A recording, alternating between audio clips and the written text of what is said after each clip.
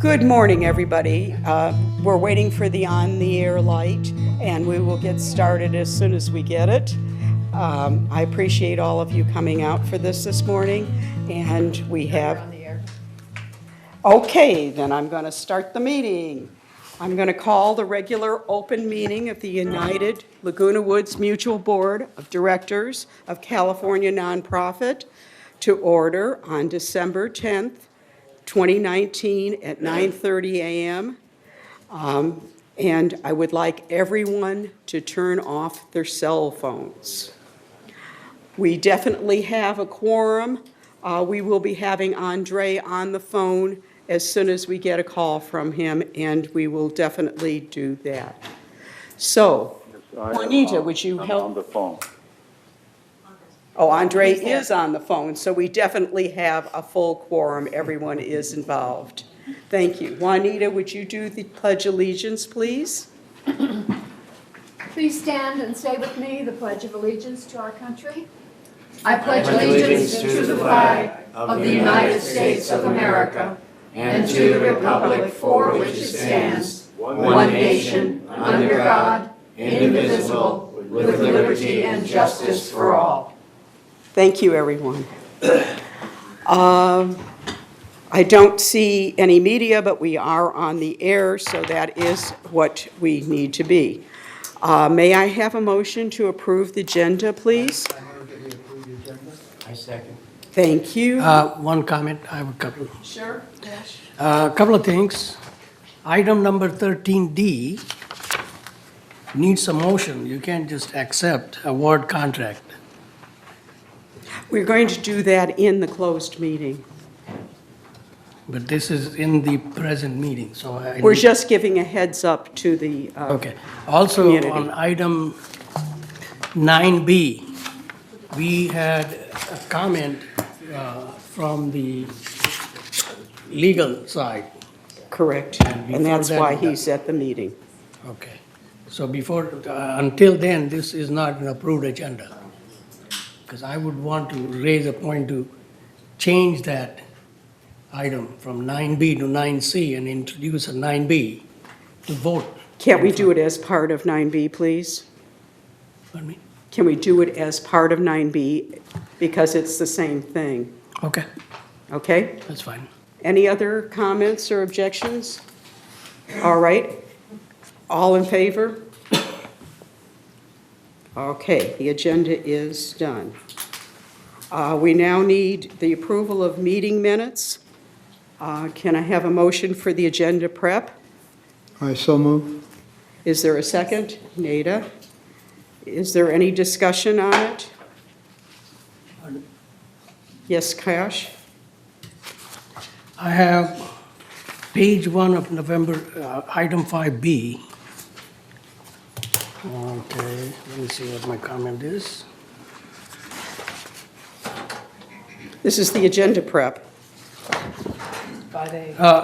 No, I'm talking about, okay? Any discussion? All right, I assume it's unanimous. Okay, now we go to November 12th, regular open meeting. I move that we approve the minutes. Second, is there a second? no.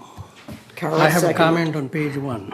Okay, Again, relates to, there's a little change that is not mentioned on page 1.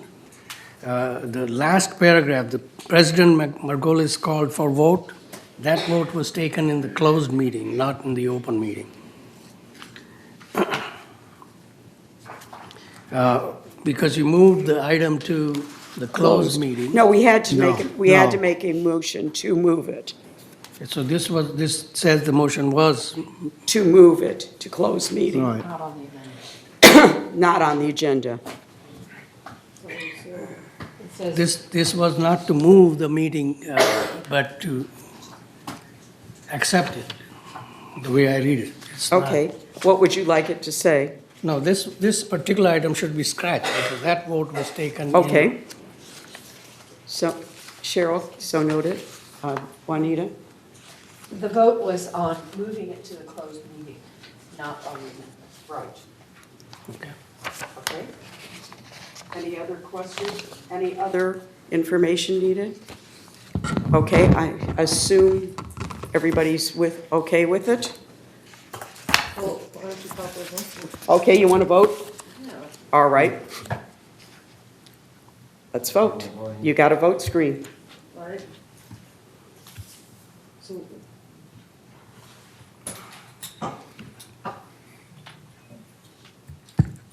Director Toring, are you on the line? No, he's probably, oh. Is he on the line? No. Okay. It passes. All right. We are to Chairman's report. I'd like to begin my chairman's remarks by pointing out something that should be pretty obvious. Many of us on this podium have put a lot of time preparing for these meetings. And if I may, I'd like to single out someone up here who has attended every meeting, has put in the most hours for the mutual, and over the last few months has done without lunch breaks, working long hours, and has been the most knowledgeable on our governing docs. The board wishes to acknowledge and thank Ms. Cheryl Silva for all her hard work for us in the mutual, and the board could not function without her.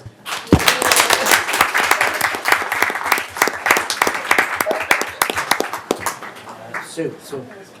Oh, thank you. And with this fruit basket, I hope you feel rewarded. Wow, that was nice. Wow. Thank you. Yeah.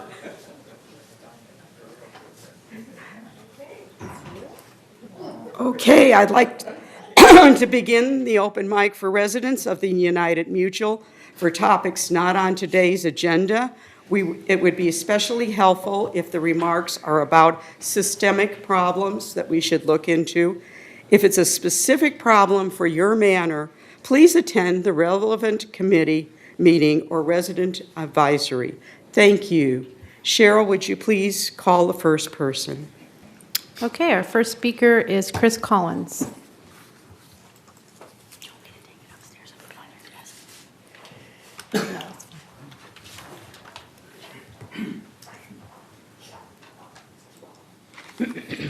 Good morning. I'm Chris Collins, 3306Q, and I'm here with another update on the foundation of Laguna Woods Village on behalf of residents experiencing temporary financial crisis.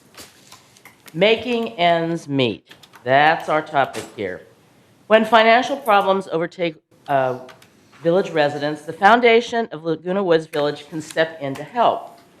But there are also ways that residents can help themselves and make their dollars go farther. There are three important programs readily available to help residents prevent financial problems. So the first one is the CARE program that's by Southern California Edison, which is, of course, power. The California Lifeline program, which helps with telephone bills. And then there's the CARE ambulance membership to reduce ambulance costs. There are several ways to qualify for these programs. In the case of the CARE program, you can provide a monthly discount on electricity bills up to 30%.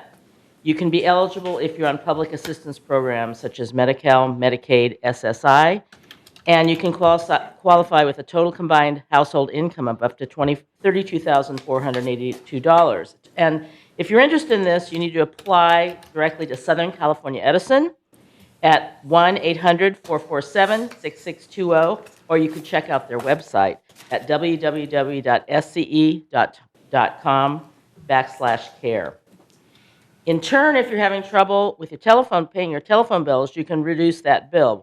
There's the California Lifeline program, and it provides discounted home and cell phone services. And there's only one discount that's allowed to a household, except for teletypewriter users and deaf and disabled communications program participants.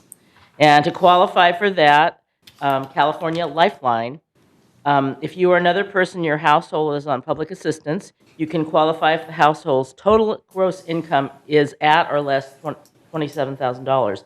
And of course, you apply directly to the phone company. Finally, a supplement to health insurance is the annual care ambulance membership, and it's $63 a year. And it can potentially help with deductibles and copays and provides unlimited emergency ambulance transportation for a year. So if you're interested, call 1-844-401-4732 to join. You can reach the foundation by phone 949-268-2246 or by email thefoundation@comline.com or visit our website at thefoundationlagunawoodsvillage.org. Thank you. Okay, our next speaker is Connie Velasquez.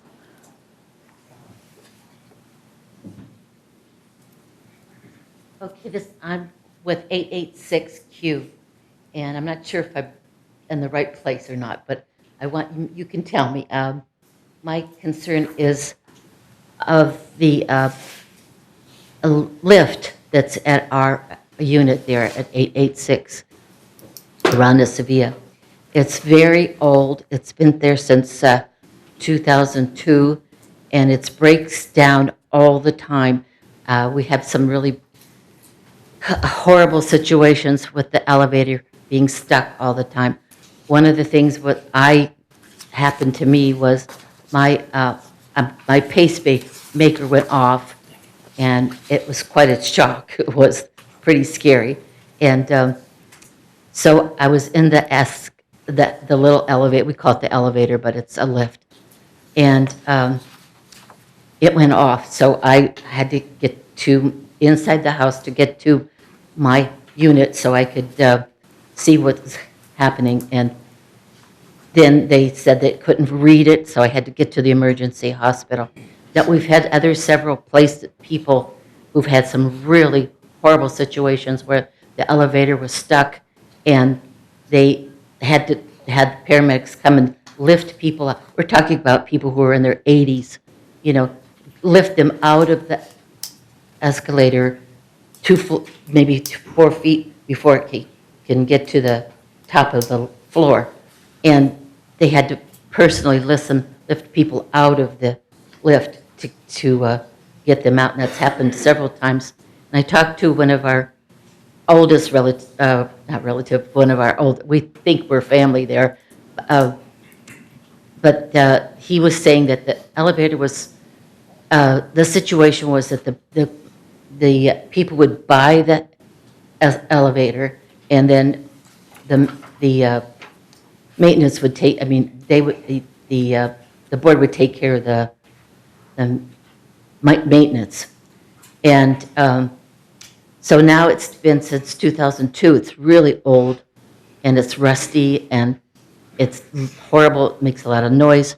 I've been stuck in there 10 times now, and it just needs to be overhauled. Somebody needs to kind of look at this and see what we can do to get a better situation on the elevator. Thank you.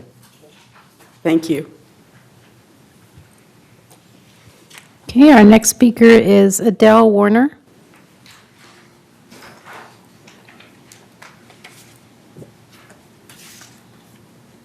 I just want to, I'm at 786B, cul-de-sac 92, and all I want is to put a bench there for the people to wait when they wait for their rides, and I want to pay for it.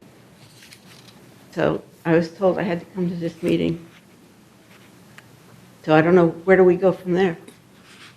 We will contact you. Thank you. Okay.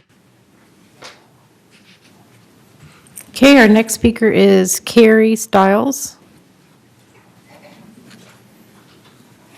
Good morning. My name is Kerry Stiles, 921B.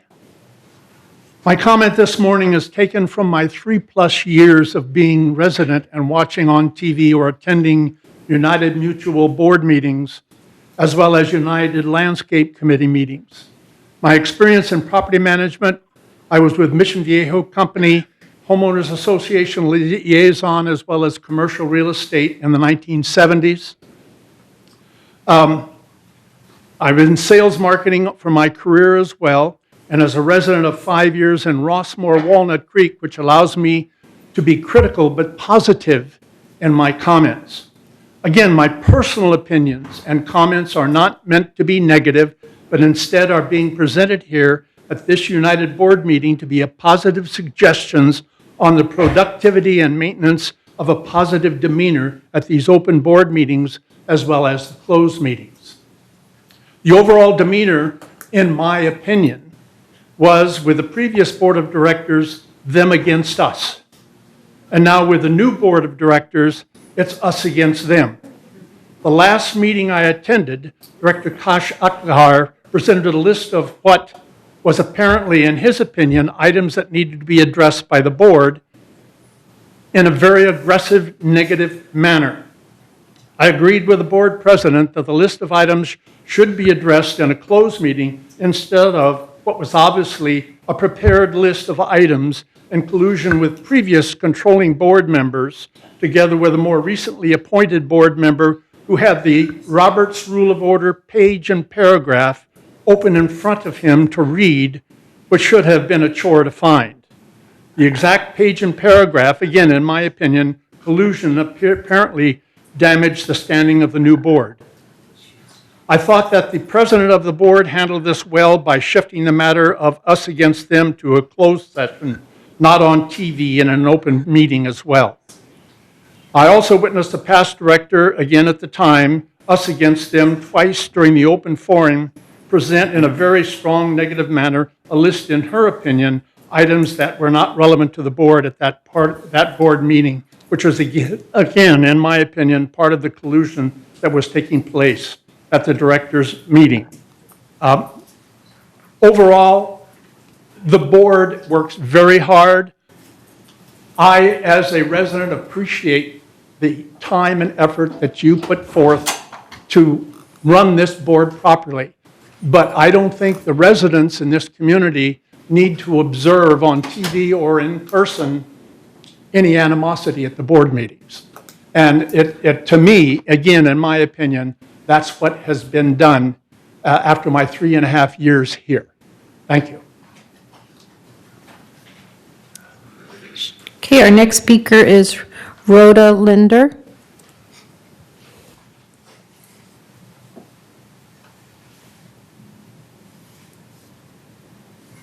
Hello, I'm Rhoda Linder, 2013C, and some of you I've never even met, which surprises me when I realize that.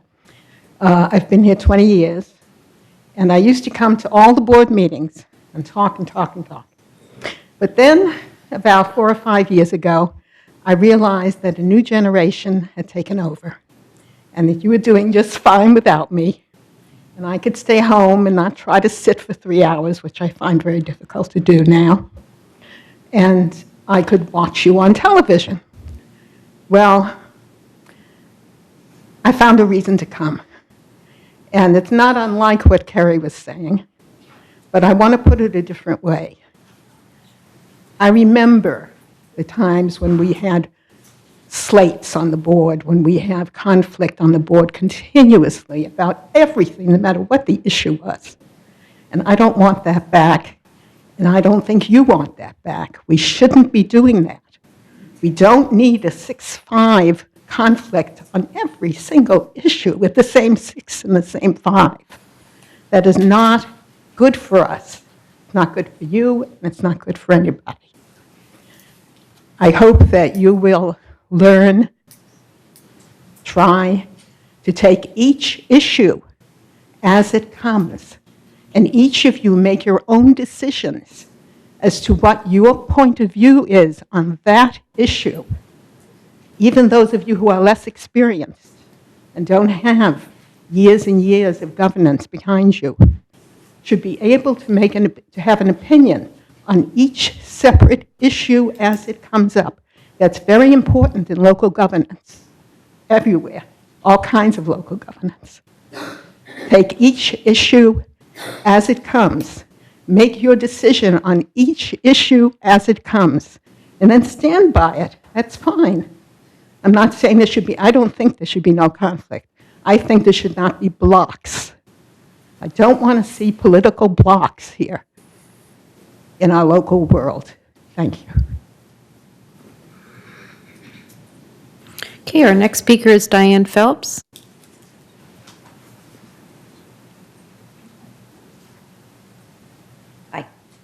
It's the end of the year, and in addition to overeating and drinking, it is also a time for gift giving. If you're looking for a local charity to donate to or to have your children donate to, excuse me, as a gift to you, I ask you to consider making a tax-deductible donation to the Village Community Fund. The fund is a nonprofit 503c3 charitable organization created by village residents to enrich the lives of senior adults. Unlike the foundation, which is a separate and worthwhile organization that provides residents with temporary financial assistance, the Village Community Fund is raising and distributing funds for projects, programs, and facilities, not individuals.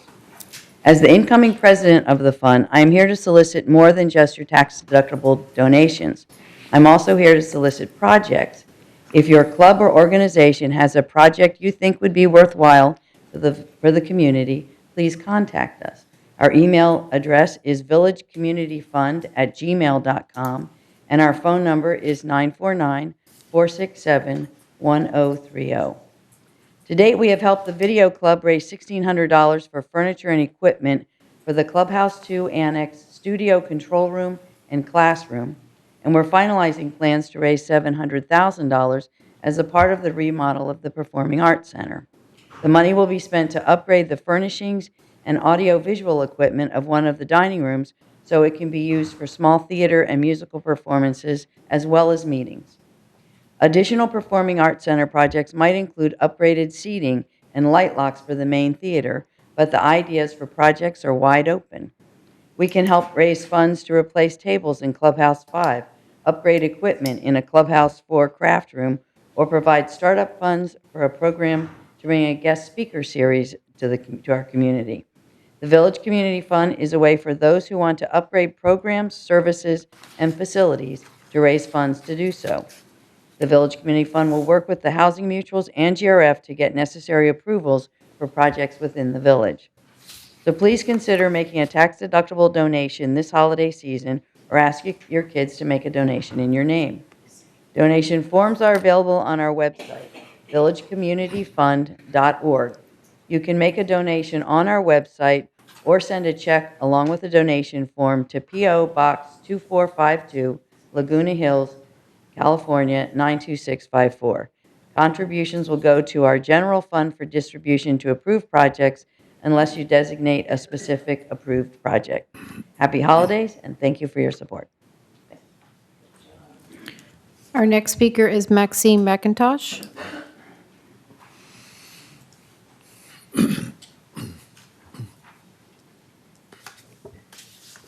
Good morning, neighbors.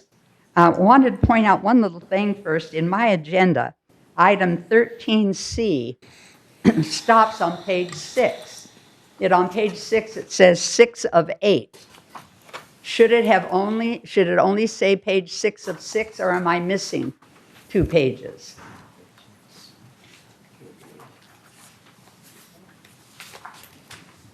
I think it's complete. We had to take 2 pages off for. Oh, because we couldn't- okay. We couldn't give you the financial. Thank you. Okay. Regarding what you'll be doing later on, appointing your new VMS representative, I didn't realize until just this morning that Cynthia was also running for, Cynthia Rupert, running for that, as well as Mary Stone. I had hoped very much that Cynthia Rupert would have been elected to this board, and I couldn't get enough people out there to vote for her, but I really thought she'd be great on our board. When it comes to VMS, I do hope you'll remember that Mary Ann Stone has such experience that VMS board can come to rely on at times. The purpose of the VMS board is to help this general manager, this CEO, do the best job he can. And we all know that when he comes into this position, he's serving 3 boards of directors.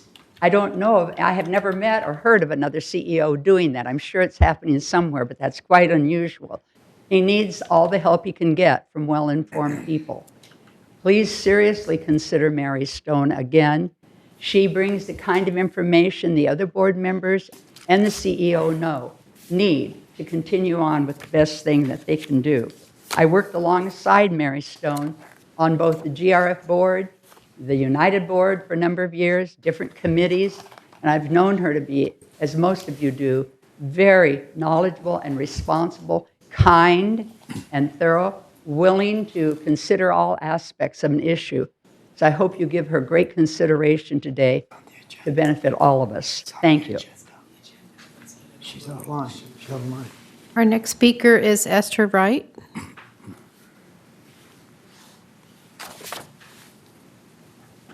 Esther Wright, 172D.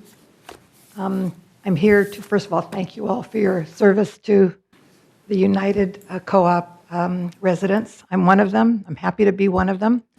And I asked for the opportunity to participate in the new handyman project. I'm a resident, not a board member, but I was given Could the opportunity. you hold that until we get to the handyman? It's on the agenda. Oh, okay, so I Thank shouldn't you. speak now. Sorry. Yeah, thank you. Okay, that concludes our speakers. Okay. Jeff, would you like to answer a couple of those, please? My microphone here. On the first one with regards to the lift, we'll work with our M&C and department to take a look at that and see if it needs to be replaced or specific repairs to be done on that. And with regards to, we'll reach out, we have a policy on with regards to the bench thing, so we'll reach out with the resident on that one. But it much appreciated that she stepped forward, so. Thank you. Is there any board member that would like to comment?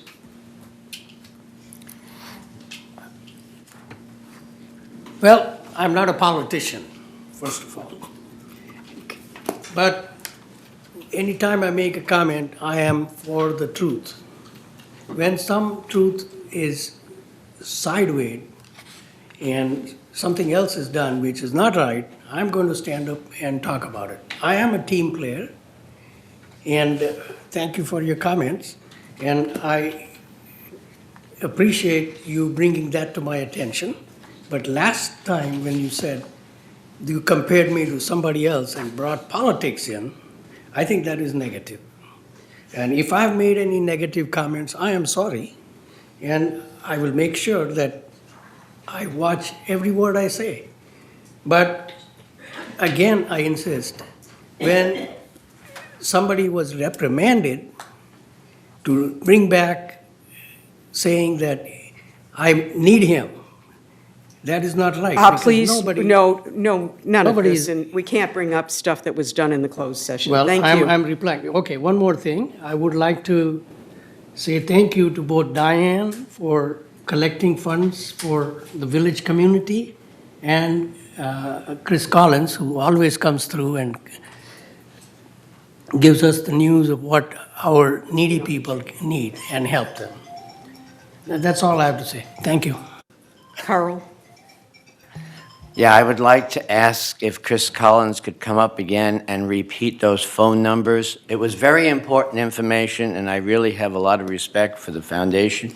But you said them a little too quickly, and I bet anybody that was at home probably said, oh, wait a minute, and by the time they got the pen, it was done deal. So, exactly. You know, I was beating the clock. I was trying to. That's quite all trying right, to I come in another understand time, that, but I'm but I asking you realized- now as a personal favor Yes. if you could repeat that, because it's important information that these people need to know about, and there are people out there that need your services, so that phone number is extremely important, and there's email addresses or whatever else. Yeah, now the CARE program, which is Southern California Edison, it's 800-447-6620, and the website is www.sce.com and /care, C-A-R-E. Now, the California Lifeline is, that's the one for the telephones, and let's see here. There. Depends on which line you're on. You know, this had been in the paper as well, too, so that I think there's value. I realize Why we don't you can. why don't you give your phone number and they can call the Yes. foundation to get it? Yes, the foundation That's of Laguna great. Woods Village, that phone number is 949-268-2246. Or if you want to go online, you can get the foundation at conline.com. And you can look on our foundation website, which is foundationoflagunawoodsvillage.org. And then, of course, the Care Ambulance, that's right here in South Orange County. And they're kind of confusing because there's the Care Southern California Edison. This is Care Ambulance. And that one is 844-401-4732. And that's how you join. And the subscription rate is $63 a year, which is quite a, it's really good. No, Good I for agree. everyone, yes. Thank you very much. Appreciate it. Sorry, Sue, why is not on our website? It's better, It is on it's the a very important information. Yeah, it is on the website. Is it on the website? Okay. I wish to thank all the residents who have come forward and hope we can find solutions to the problems. And singling out praise for a helpful staff person is always welcome. Netta, would you review the ones from last meeting? Sure. Can I do something? I just want to thank Miss Linder and say that thank you so much for your advice. I'm listening to you and I agree with you 100%. Okay, for the 4 residents commented in the open meeting and no resident comment require staff follow-up. Do you want I just read it? That's sufficient. Thank Yeah, you. You're welcome.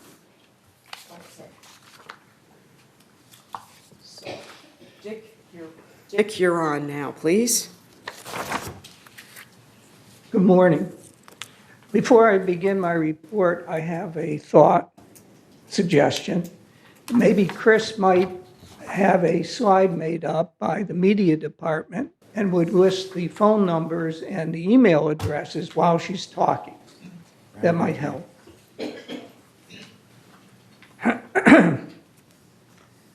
So we're approaching the end of a year. It's been a great year. And it's appropriate at this time to review some of the accomplishments that we've achieved.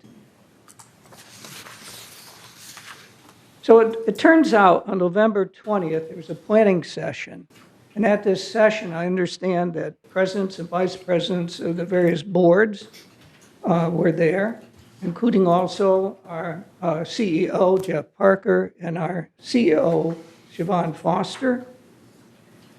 And they did several things, one of which was to list the accomplishments and achievements that were done during 2019 by both the VMS board, the VMS staff and the various boards. Interestingly enough, it came up with just short of 70 accomplishments. How many can think of even 10 right now off the bat? I'm going to go through and highlight just a few of these accomplishments.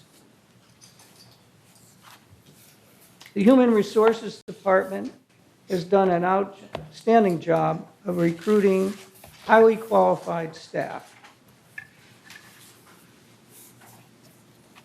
The VMS is working toward improving our customer service. An example is they're tracking every one of the service requests right down until they're completed. So this is an attempt to prevent things from slipping through the cracks.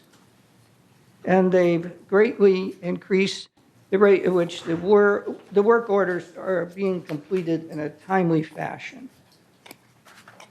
We also have new electric vehicle charging stations in the back of this building.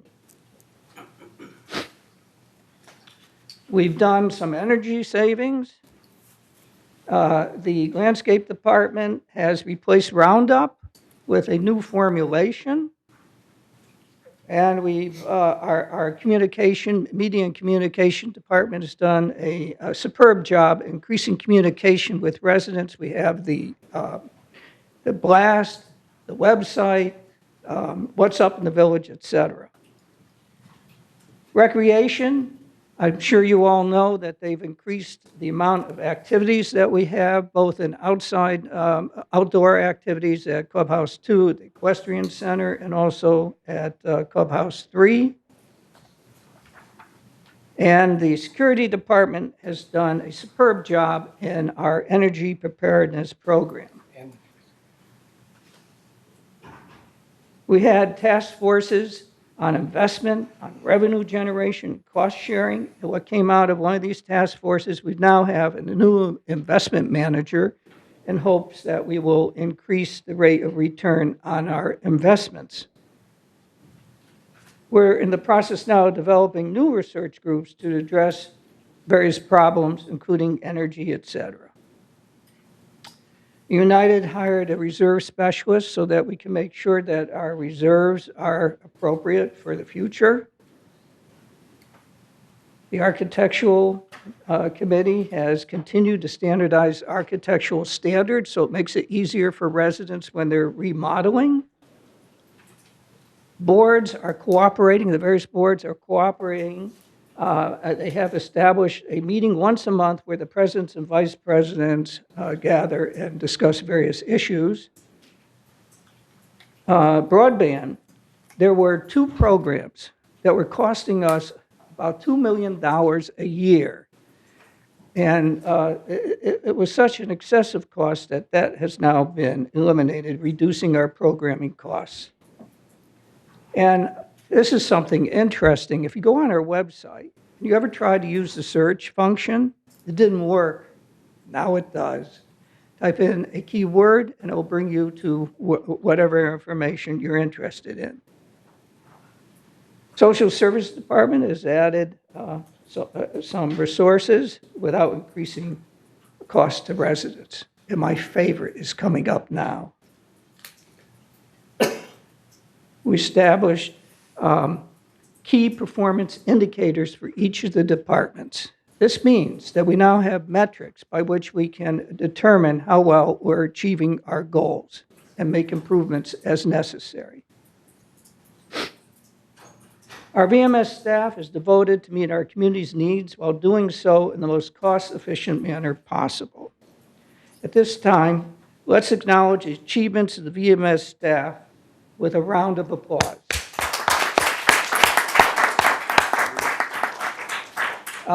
Before I forget, I have one other thing that I need to report. It's a rather serious crime. It's on the next slide.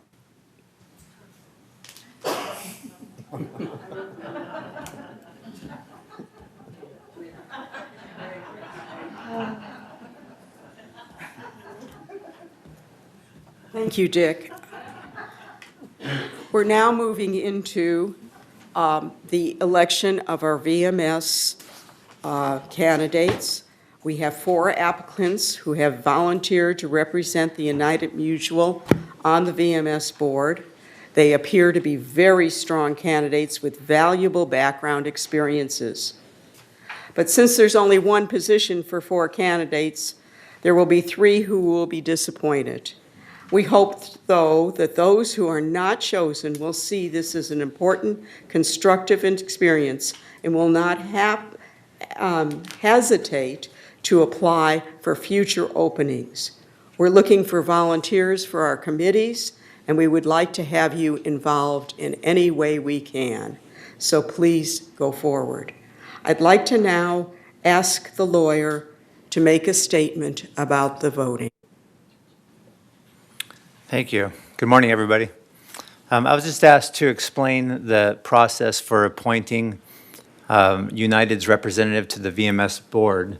And before I do that, I'd like to remind everybody about how we got to where we are. VMS is an organization that's organized to manage and operate on behalf of Third and United and GRF.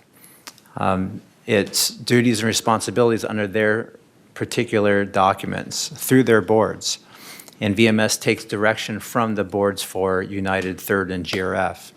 VMS, unlike in years past, is an organization owned by you through the boards of the 3 organizations. And I'd like to remind everybody that VMS is owned by United, Third, and GRF. It's a self-governing organization, which starts with each board appointing representatives from your respective organizations.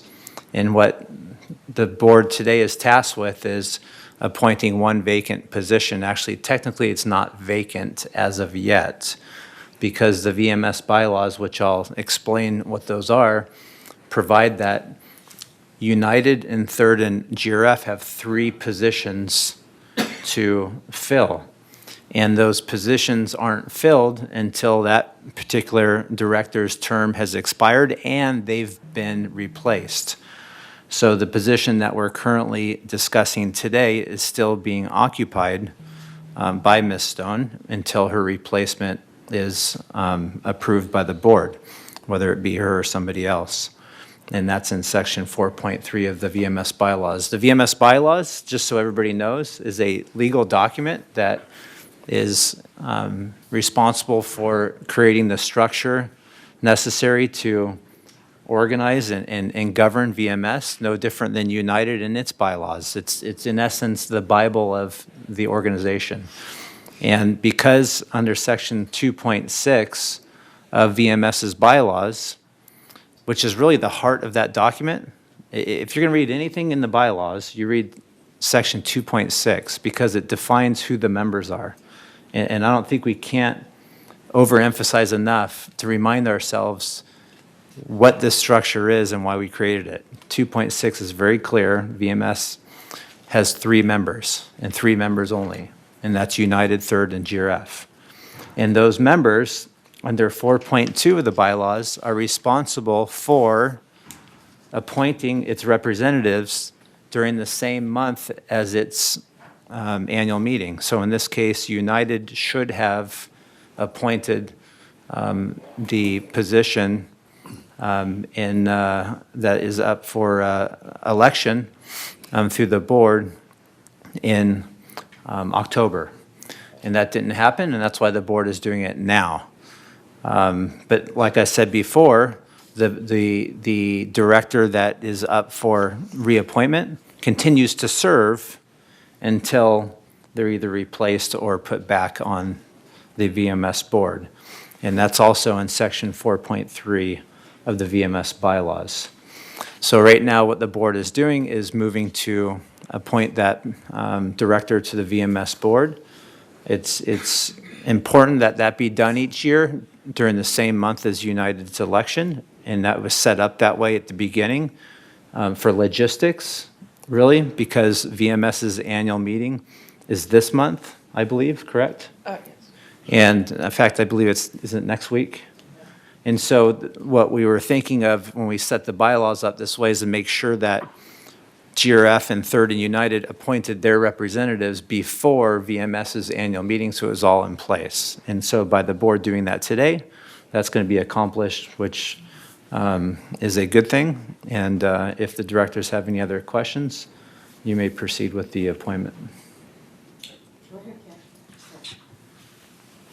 The deadline was extended after the candidate, only one nomination was received. Only one application was received.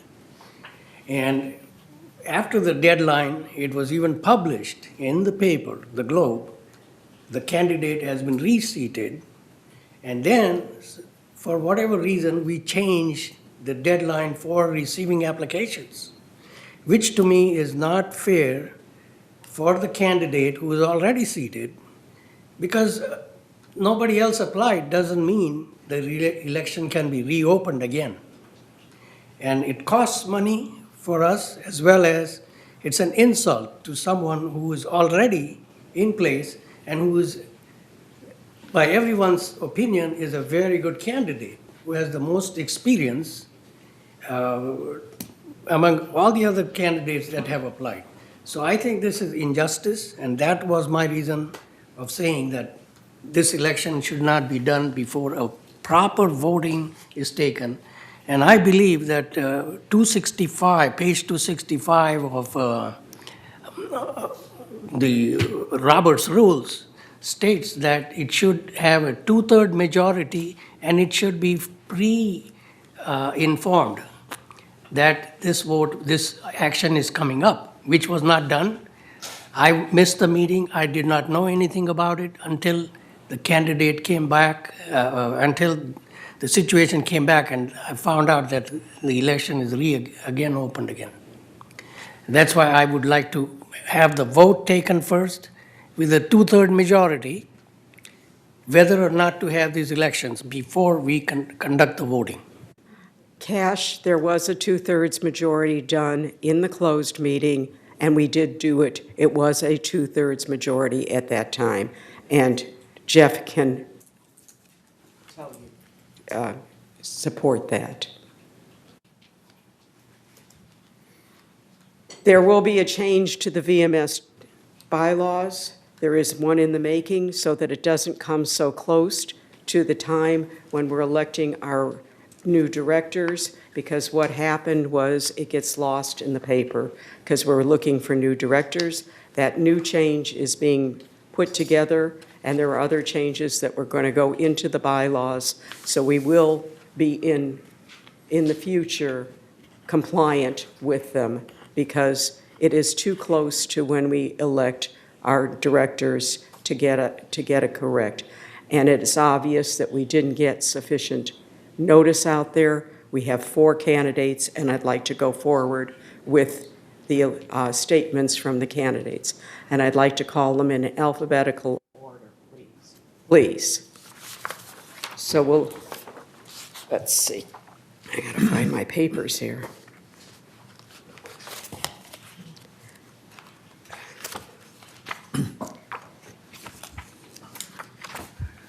What's the name? 13. Okay. Thank you, Juanita.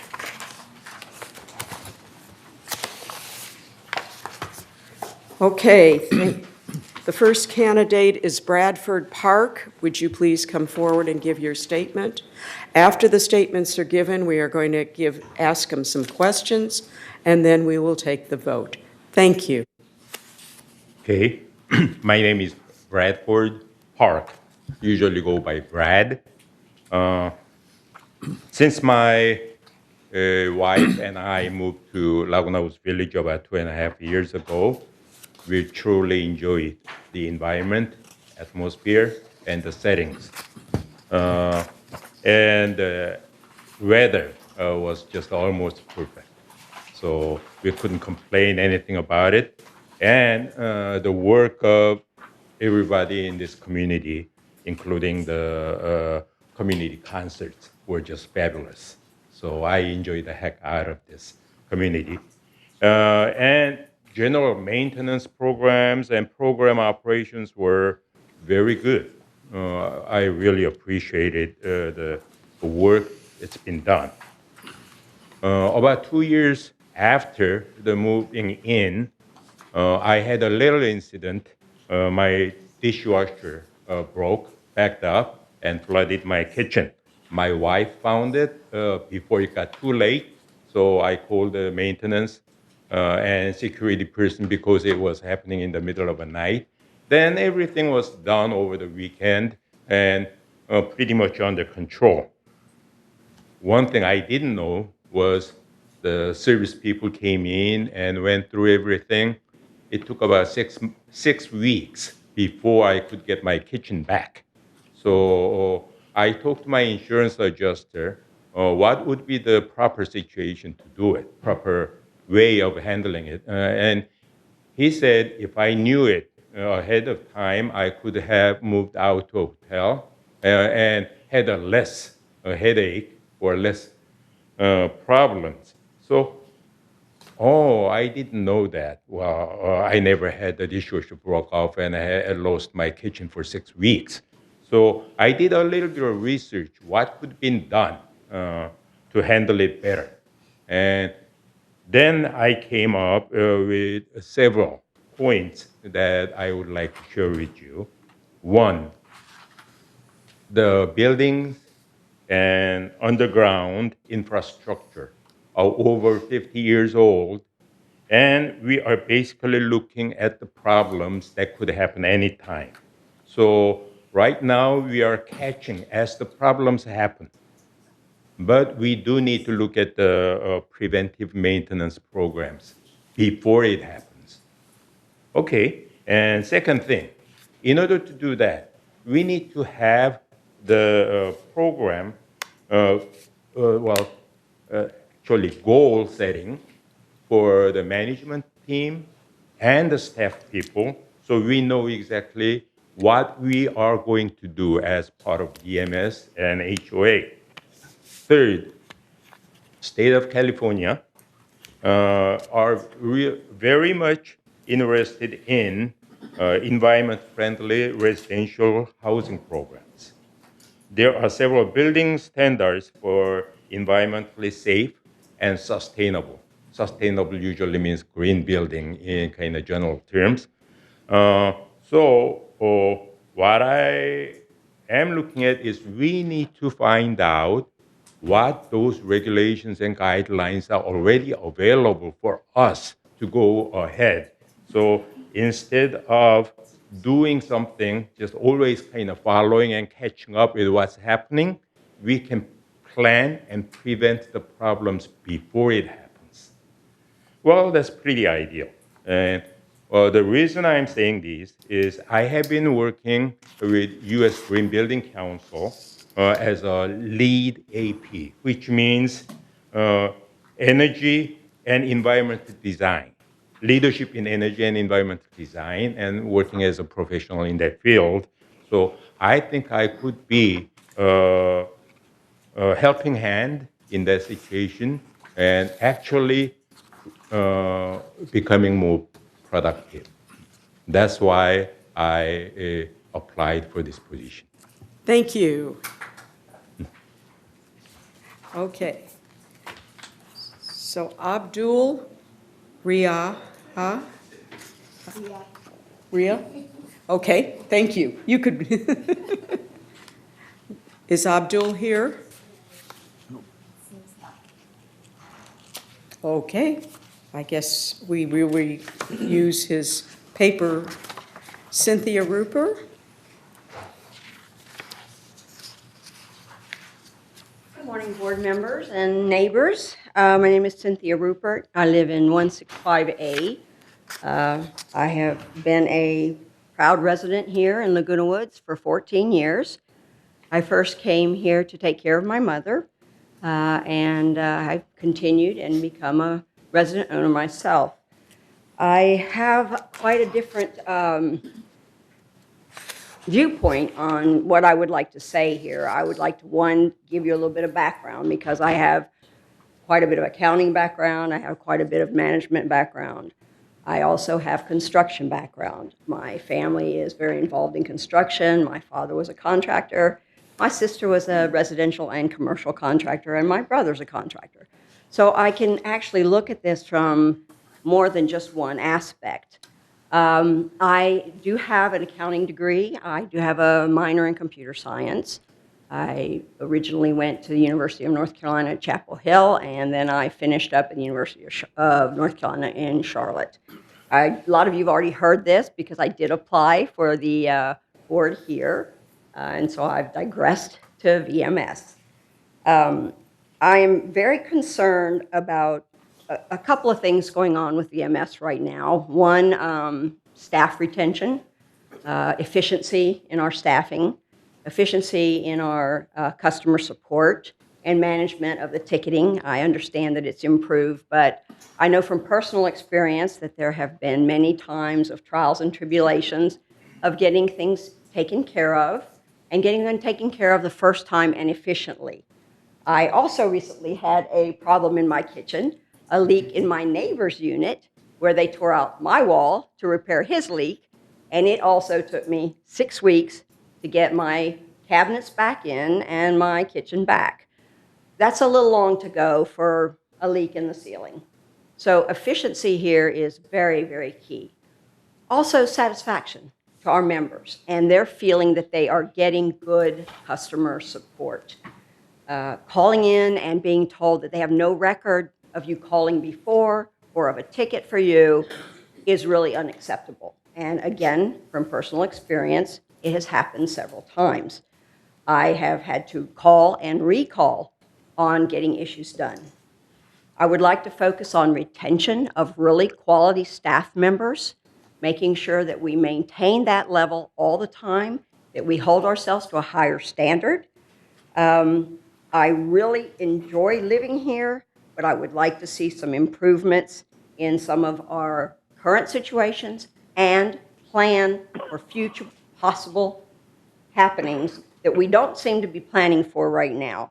So I would like to look at doing some long-term planning as well as efficiency planning at this point. Thank you very much. Mary, please. Mary Stone, 356C. As you can see from my resume, that's Agenda 9B, page 2526. My experience spans a wide range of professional responsibilities. Having directors with diverse skills and qualifications is important for a board. I have successfully managed complex projects and demonstrated my ability to prioritize and multitask. I'm sure most of you have noticed on several occasions that I'm a stickler for details, but I still keep an eye on the big picture.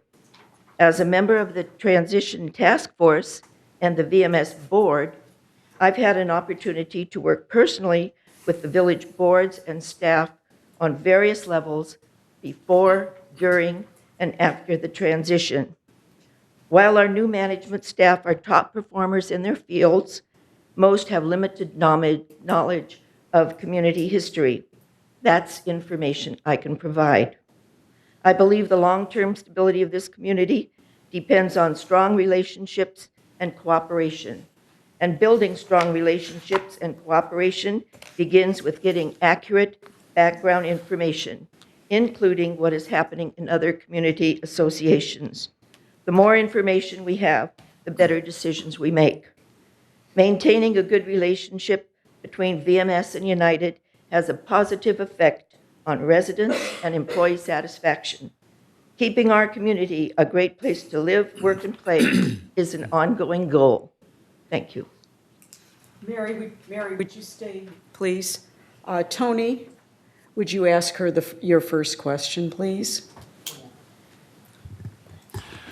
Hello, Mary. Give us an idea of where you'd like to take VMS in this coming fiscal year. VMS has 5 goals: ensure financial stability and longevity, improve customer service to meet the resident needs and concerns, attract and develop top quality staff, implement technology changes, and also work on our infrastructure. Those are the 5 goals that VMS has. Thank you, Mary.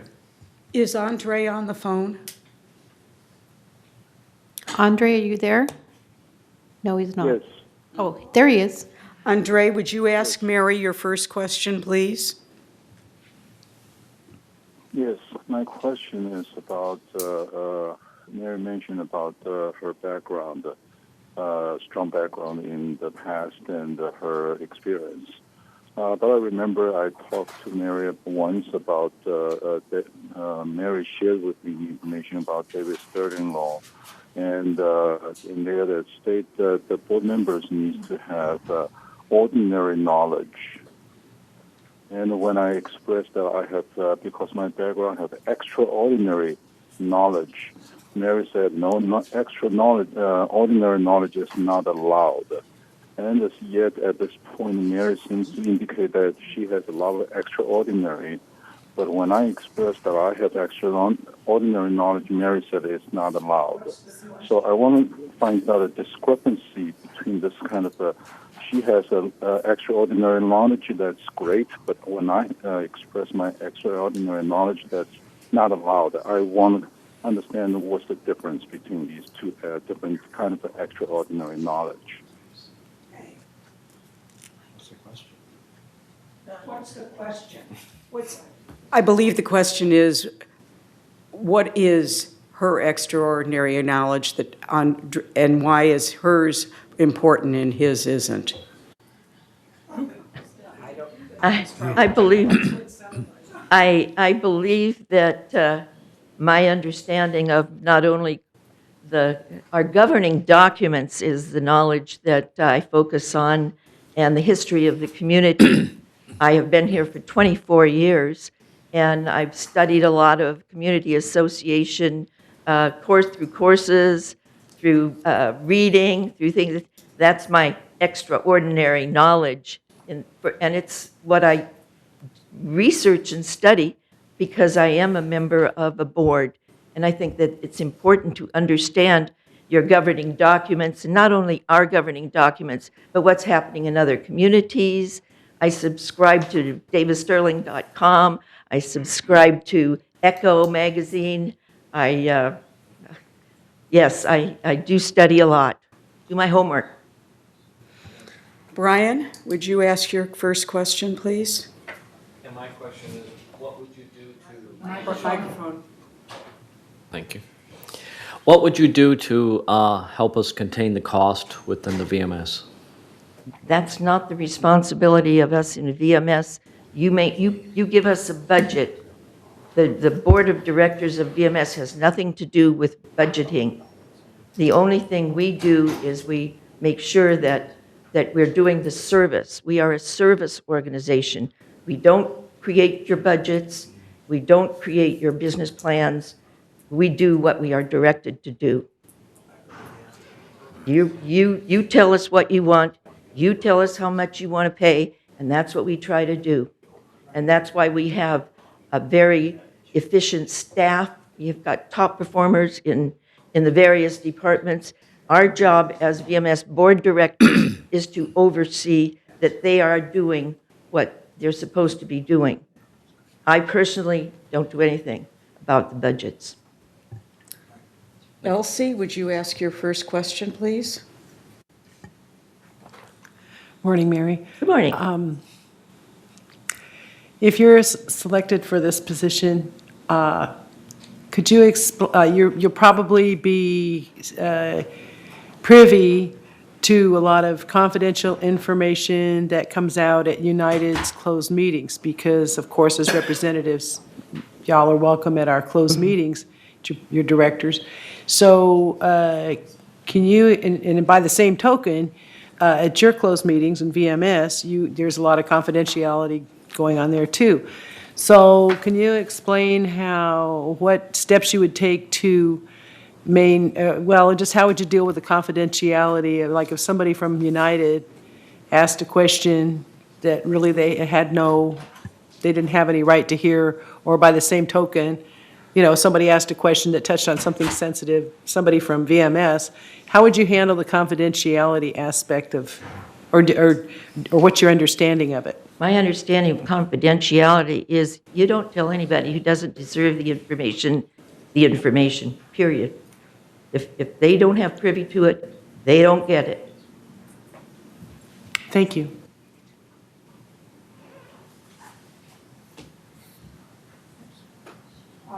Juanita. Good morning, Mary. Good morning. Would you explain, please, the difference between being a director on VMS and being a director on one of our mutual boards? You've been both. I've been on 3.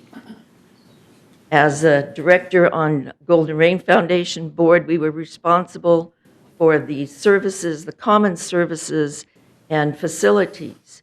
As a director on United, I was responsible for the housing mutuals, for the budget and the services that are performed for the housing mutuals. As a director of VMS, I'm responsible for the management of the services that our employees provide. Okay, thank you, Mary. I'd like Cynthia to please come to the podium. Morning. Good morning. Again. Juanita, you get to go first this time. All right, well, I think you heard my question, but I'll repeat it. And as far as you, in your knowledge, what is the difference between being a director on VMS and a director on the other boards? For instance, United Mutual. Right. Each of the boards has their own specific function. We have 3 mutual boards that deal with their portion of the community, whether it's co-op, condo, et cetera. They are responsible for the maintenance and maintaining those residences from the curbs back. VMS is involved in maintaining the staff and the services that are provided to the members. The board members from United flow the information and the budgets down to VMS, and VMS performs those functions, as well as supports information back to United to help them make decisions to handle those budgets and those facilities. Thank you. Elsie? Good morning. Good morning. Cynthia. Did you hear although it still says Mary Stone under there, but I assume you're Cynthia? I believe I am. Well, Last good. time I checked. All right, just want to make sure. My question about confidentiality, could you explain? Yes, actually, as an accounting professional for many, many years, we take a lot of ethics classes. So we understand that there are certain areas that you don't cross and that you maintain. One is confidentiality of information. If someone does not have the approval or the background to have that information, they should not get it, and they will not get it. It must be someone that is authorized to receive that information, and that information only. So you could never foresee a conflict if you're if you're a representative from the United Board, then you need to be loyal to United Board, obviously, and appropriate in your behavior. Correct. By the same token, you're a member of another board. So would you see any difficulty sometimes, like I don't really conflict of I don't think interest? there's a real conflict of interest. I think it's a matter of kind of finessing the information based on who you're talking to and what position they're in and what they're authorized to know. I don't see that there's a conflict because the information still flows between, but what is considered confidential remains confidential. Thank you. Tony? Thank you, Madam Chair. Cynthia, since you've been living here a while, what is your concept of the VMS board and its relationship to the towers? Thank you. The VMS board and the towers are separate. They have their own they have their own separate governing board. VMS handles United and Third, and it does handle external facilities, but not internal. Thank you. Andre? Yes, my question is again about extraordinary knowledge. Based on, seems like Mary's extraordinary knowledge is about the past, about established. What is your extraordinary knowledge to lead us forward in the future to make us a better place? What is your concept? What can you contribute with for us with your extraordinary knowledge? Okay, I'm not exactly sure. I think you're asking about what extraordinary knowledge I might have that might help on the VMS board? Yeah. Okay. Yes, basically, where do you think your knowledge will help VMS going forward to make us a better place here? Okay. Well, I do have a very good background in cost accounting. I am very well trained to look at situations, find the very best solution at the best cost. Also look at where there might be some waste and try and streamline that waste as much as possible. Again, I have a very strong customer service background. I was a manager of a software department for 6 years where we had extremely high customer service and customer service rapport. I also have a construction background, so I can help understand some of the processes that go into some of the services. I have a background in computer science, so I'm very familiar with software and what software might be appropriate and efficient for us to use for our customer service needs, maybe ticketing processes, etc. Brian? Thank you very much. Yes, I'll ask the same question. What would you do to make sure that the cost of VMS are contained? The cost of VMS, the board itself. The organization, The the organization. service provider. Okay, thank you. Because the budget is fed down. I would not be handling the financing of it. But I would look at certain costs of retention, staffing, what functionality we're getting out of our software system, and how efficient it is and whether it can be revamped. That helps a lot in streamlining your costs and your costs of returning over your employees. I would also look at individual departments, maintenance departments such as landscaping, what are costs there, and if maybe outsourcing some of these decisions could help streamline some of our costs. It's hard to say exactly until you get there and you get nose in and see what's happening. Thank you. You are done. Bradford, Park, please. Okay, Brian, you get to go first this time. Thank you. I'll ask the same question with regards to the cost of the VMS organization. What would you do to contain the cost of it? Well, let me give you a little bit of my background. I worked as the country director of U.S. Meat Export Federation, which is the marketing arm of U.S. meat industries, which is pretty good size operation. Then at home in the U.S., I had 200 plus board of directors giving the guidance how to operate and what the budget would be. Then back in Korea, I was operating like about $30 million plus dollars per annual operation. So then it has to be approved by the United States Department of Agriculture, the marketing side. So I can say I have the knowledge and experience of how to control and manage the budget of this VMS. I cannot say the specifics of how to operate it, but the general guidance is in my background. Hope that satisfies your question. Hello, Mr. Park. You're not related to Mr. Park of Hyundai Heavy Industries, are you? Well, anybody who's famous, I'm related. Okay. I'd like to understand, since you're a businessman, what's your concept of cost of revenue? Wow, that's the toughest question I could face. Well, I cannot say what it's going to be in this VMS situation, and I would believe it would be very specific in each cases. And frankly, I don't have that much of an experience in this Laguna Woods Village setting and VMS, so I frankly don't know what the right answer is. What could be the right answer?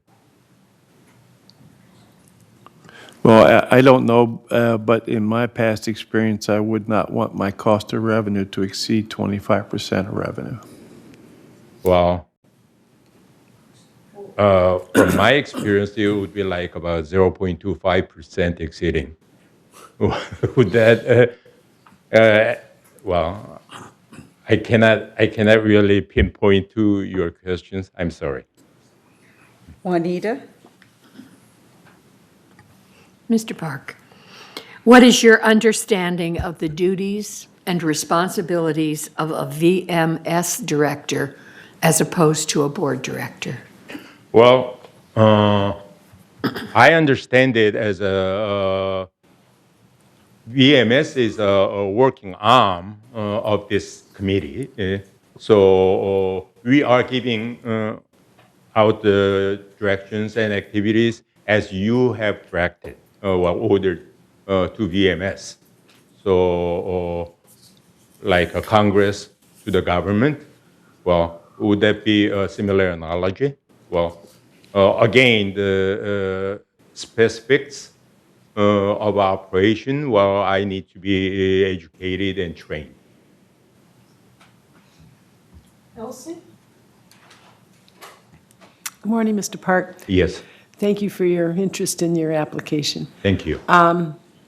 Mine, you've heard my question. I was just, it's more philosophical, of course. But it's, you're going to run into conflict sometimes if you're selected for this position, because you're going to get confidential information, say about contracts or whatever, on the VMS side, but you're also going to hear similar sorts of things Exactly. on the United side. So I just wondered about your thoughts on keeping the loyalties straight in terms of confidentiality. Okay. Well, again, let me refer back to my previous experience in the field. I've been working as a kind of, well, go-betweens in many of the negotiations, trade negotiations. I was more of an advisor to the United States government than friendly hand towards the Korean government while they were against each other in negotiation situation. So I know what confidentiality means under that situation, and it has to be fair, and I know I have to survive even after the trade negotiations. So I have to be balanced. At the same time, I have to be very truthful without revealing each other's position, well, to hurt each other. That is an excellent example from your past, and you answered the question very nicely. Thank you. Thank you. Andre? Sorry, I just turned on the mute. So my question is the same thing about your knowledge. What do you think your knowledge will be applicable as a VMS director and help move as relate to VMS activities, moving our community in a better position? What are the particular things that you would like to change and make sure it will make us better here? That's my question. Wow. I'm sorry, the gift that came from my age is kind of loose hearing. So sorry, I didn't catch everything what you said, but let me try to capture what I heard. What am I going to do and what is my strength? Is that similar or am I really off? That's a good answer. That's good. Okay. Well, again, I've been trained to see the situation, to look at the futures from where we are. So again, that comes from my marketing background. So what I see is the government, the federal government, state government, and even the Laguna Woods Village government is keep wanting something and pushing toward a certain direction. And when I follow those guidelines, I never win. What I need to do is what would they want 5 years, 10 years from now?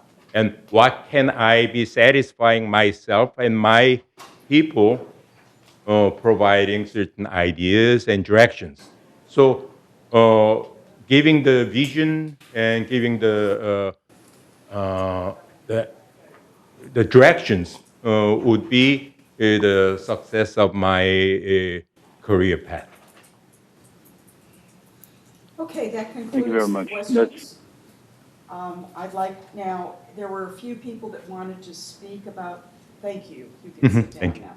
There were a few people that wanted to speak about this process. Is there anybody that would like to get up and from the audience and speak? Please. You already had your turn. We let you speak on the agenda. Thank you, Maxine. Okay, we will distribute ballots at this point, and we will vote, and then we will go forward. We will distribute ballots at this point. We will count the ballots and go forward from there. Thank you.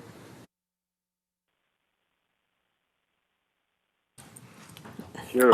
Andre, at this time, you need to Did you get my email? You need to send your vote to the attorney. Okay, and can I speak in privately to? No, you're coming in over the speaker because there is no handset, so we've asked you to text your vote to the attorney. What's the attorney's phone number? I'll give my phone to the attorney. Can you put me on the private mode so I can speak to someone to vote for me? I thought that was the case that. The system in the boardroom doesn't have a headset. Andre, text to my phone, and I have given my phone. Sue is asking you to text your vote to her phone, and she'll hand her phone to the attorney. Okay. All right. Good. All right. I'll do that. Thank you.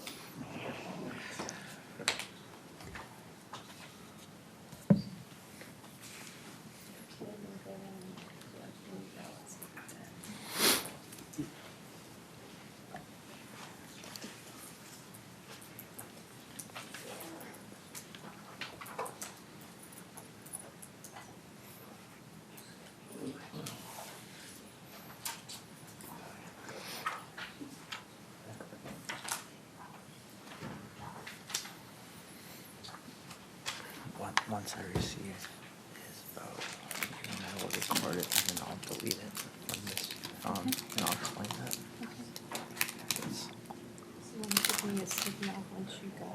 Yeah, I'll bring it over.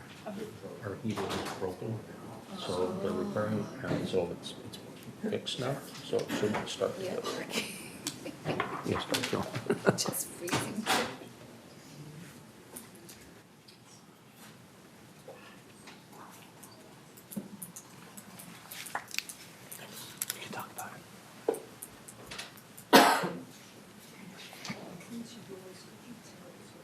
Why don't you mark a ballot for him?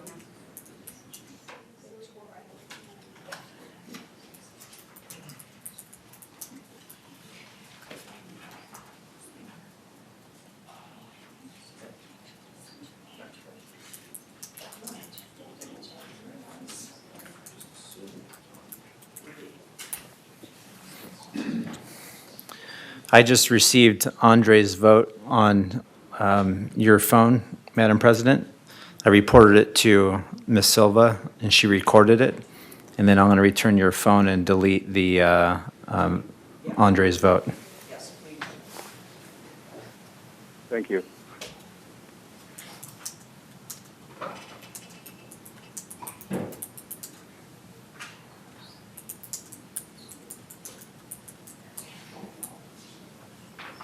Thank you.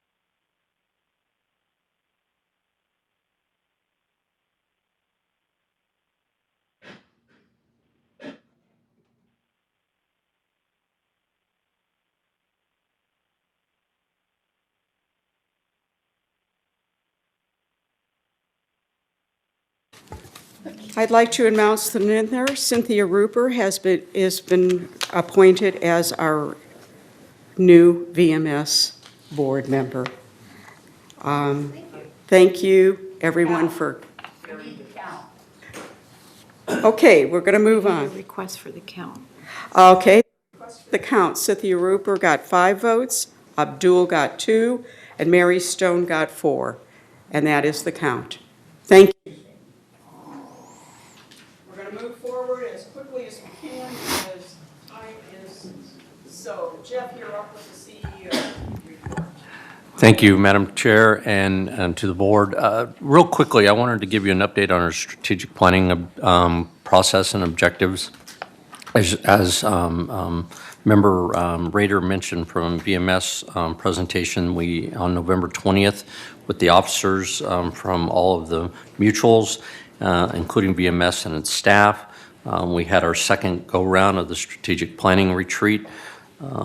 And we went over the goals that we had established in last May to get completed by November, and we went through some of our recognition of our strengths and weaknesses, and focusing again on our 3-year goals, which is to ensure financial stability and longevity for the village, improve customer service to meet residents' needs and concerns, attract and develop and retain high-quality staff, implement technology and advances, and upgrade our infrastructure.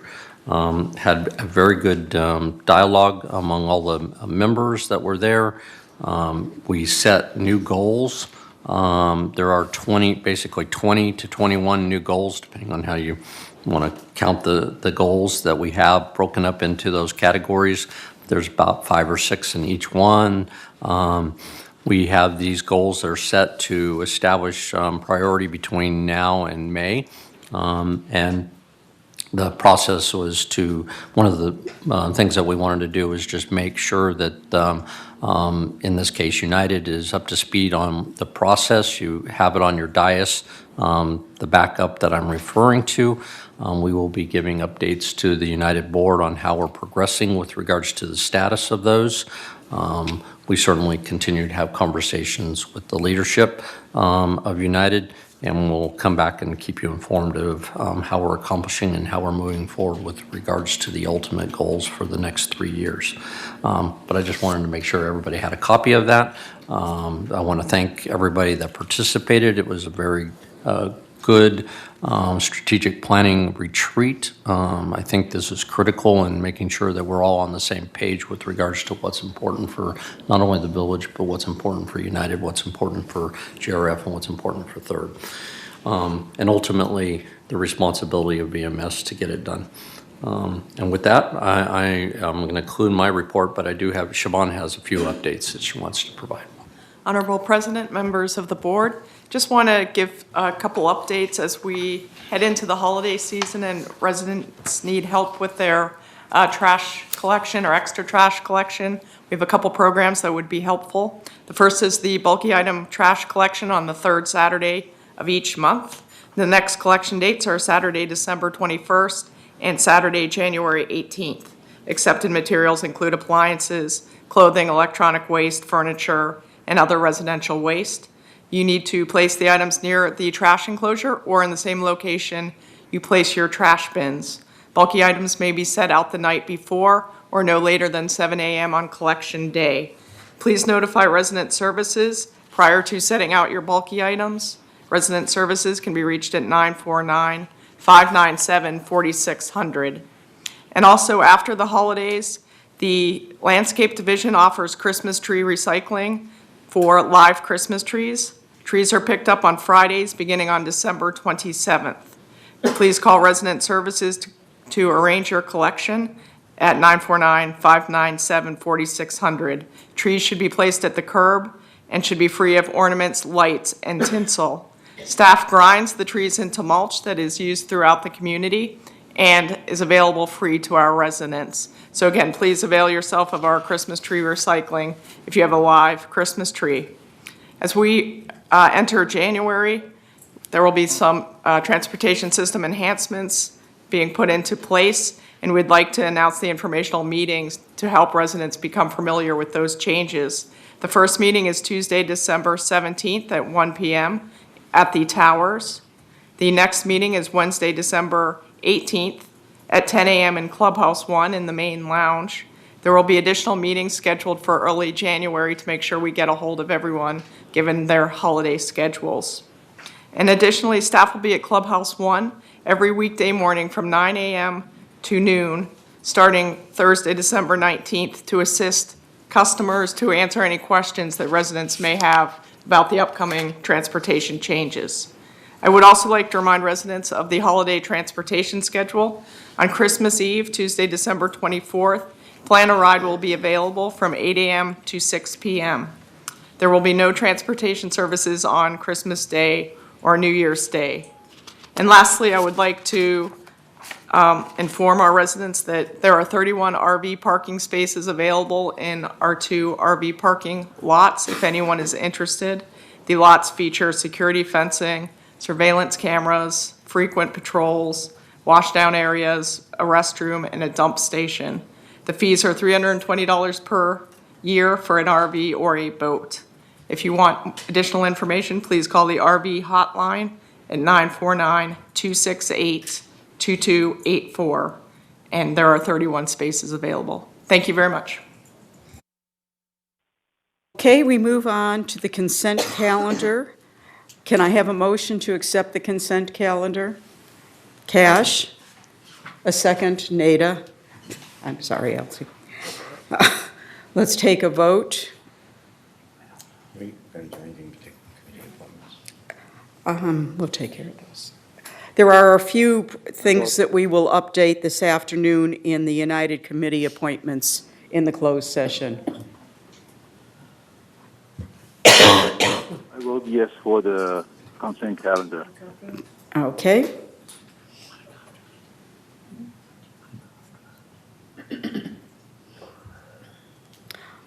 All right, we will now move on to unfinished business. We have 3 things that were on 28-day, and Carl will quickly go through them for us.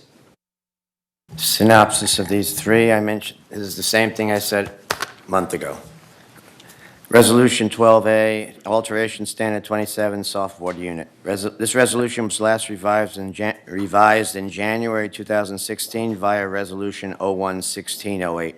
The Architectural Committee has reviewed the existing standard pertaining to alteration standard 27, soft water unit, and due to various reasons, the following sections are proposed to be revised as follows. Paragraph 2.3, exposed exterior installations must be enclosed in a 5-8" thick CDX plywood cabinet to be built textured to match exterior wall and paneled and painted inside and out to match the color of the building. All exposed plumbing shall be painted the same color of the surface to which it is attached. Paragraph 2.5, isolation valves for emergency shutoff will be required. Paragraph 2.8, approval of landscape installation to conceal the soft water unit cabinets will be required. On September 19, 2019, the Architectural Controls and Standards Committee reviewed this standard. The committee voted to recommend the item for approval by the board, and at the November 12th board meeting, it was presented as new business and approved. This is the second reading after the 28-day notification. I move this resolution.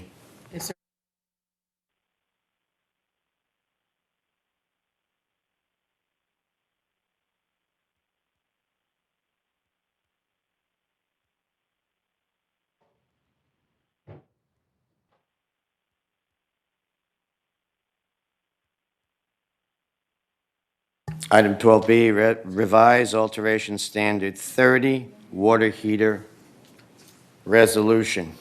This resolution was last revised in January 2016 via Resolution 01-1608. The Architectural Committee has reviewed the existing standard pertaining to alteration standard 30, water heater relocation, and due to various reasons, the following sections are proposed to be revised as follows. Paragraph 2.1. Water heaters located outside of the unit must be enclosed in an exterior storage cabinet. Cabinets shall be textured to match the exterior building wall and paneled and painted to match the color of the building. Cabinets shall be painted on all sides, inside and out. Future costs for maintenance of the cabinet will be at the member's expense. Paragraph 2.8. All exterior water heaters are required to be wrapped in an R11 insulated blanket or equal. Paragraph 2.9. All installations shall meet code regulations for adequate earthquake strapping. Paragraph 3.5. Any new or replaced water heater tank that is installed at time of relocation will be 100% at the member's expense. If the water heater is the original water heater that we supplied, even though it's relocated outside, we will still maintain it, but if the member provides a new water heater, then that's on them. Paragraph 4.2. All installations shall meet current electrical codes. Paragraph 4.3. Dimensions shown on the enclosure detail are approximate. Depending on the size of the water heater and the R11 blanket, the dimensions may be different. On September 19, 2019, the Architectural Controls and Standards Committee reviewed the standard. The committee voted to recommend the item for approval by the board, and at the November 12th board meeting, it was presented as new business and approved. This is the second reading after the 28-day notification. I move this resolution.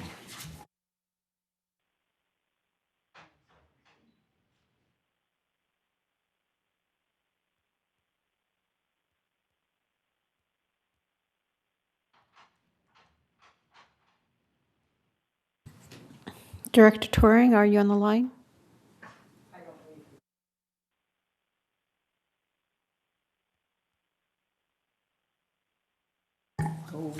Item 12C. Sorry. I know I'm rushing. Go. Item 12C, revised alteration standard 36 ramps. This resolution was last revised in January 2016 via Resolution 01-16-08. The Architectural Committee has reviewed the existing standard pertaining to alteration standard 36 ramps, and due to various reasons, the following sections are proposed to be revised as follows. Paragraph 2.1. Pedestrian ramp is a sloping, accessible route intended for pedestrian traffic to and from a unit. Paragraph 3.1. Materials, concrete is to be used with a minimum 3.5 inches pour and heavy broom swept finish on the surface. Paragraph 3.2.2. Slope. The maximum slope of ramps shall be no greater than 1 unit vertical and 12 units horizontal, 8.33% slope. Transitions from ramps to walks, gutters, or streets shall be flush and free of any abrupt changes. On September 19, 2019, the Architectural Controls and Standards Committee reviewed the standard. The committee voted to recommend the item for approval by the board, and at the November 12th board meeting, it was presented as new business and approved. This is the second reading after the 28-day notification. I move this resolution. Is there a second?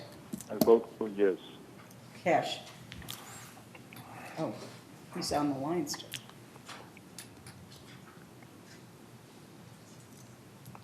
All right, voting screen.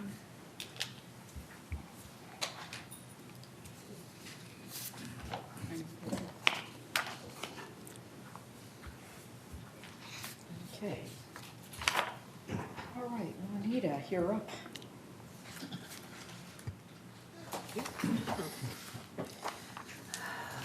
This is under new business, item 13A, a motion to approve a resolution to revise the Governing Documents Review Committee charter.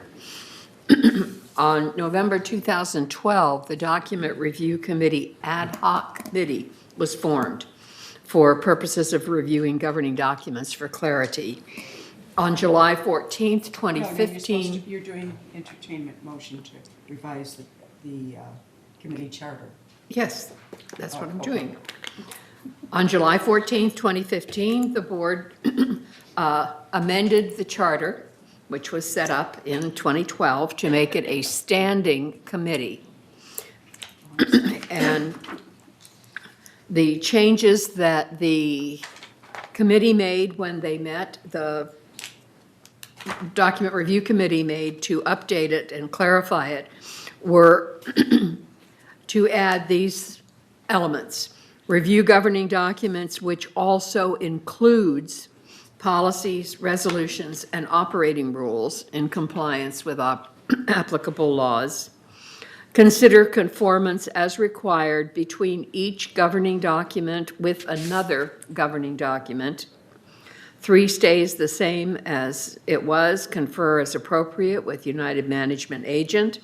4, consult with United Corporate Counsel as appropriate and upon approval of Board President and Committee Chair before committee action.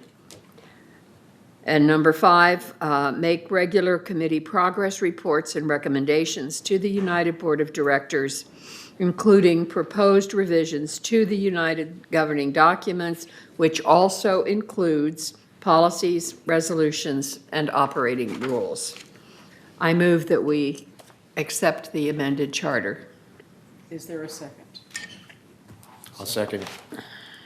Is there any discussion on the charter? Can we have a voting screen, please? Oh, please come forward.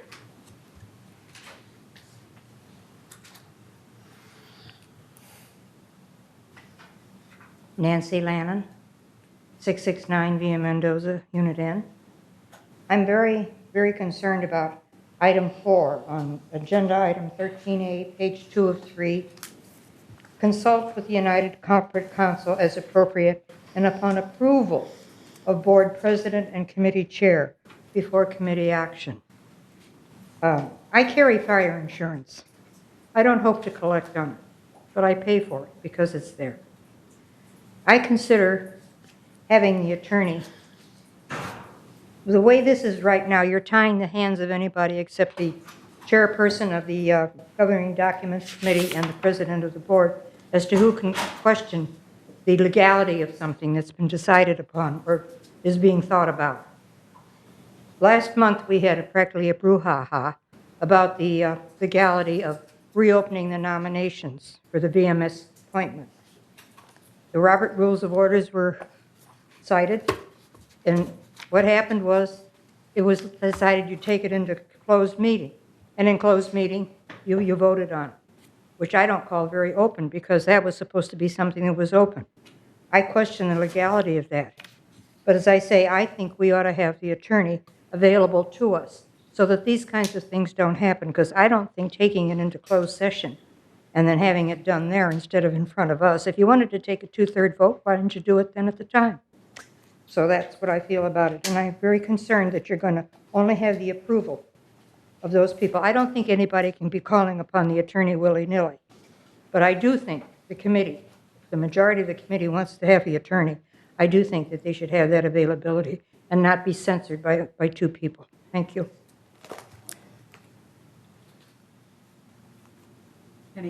Anyone else want to speak to this?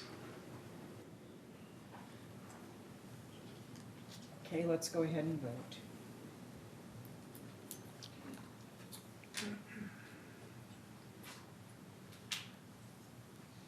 I vote yes.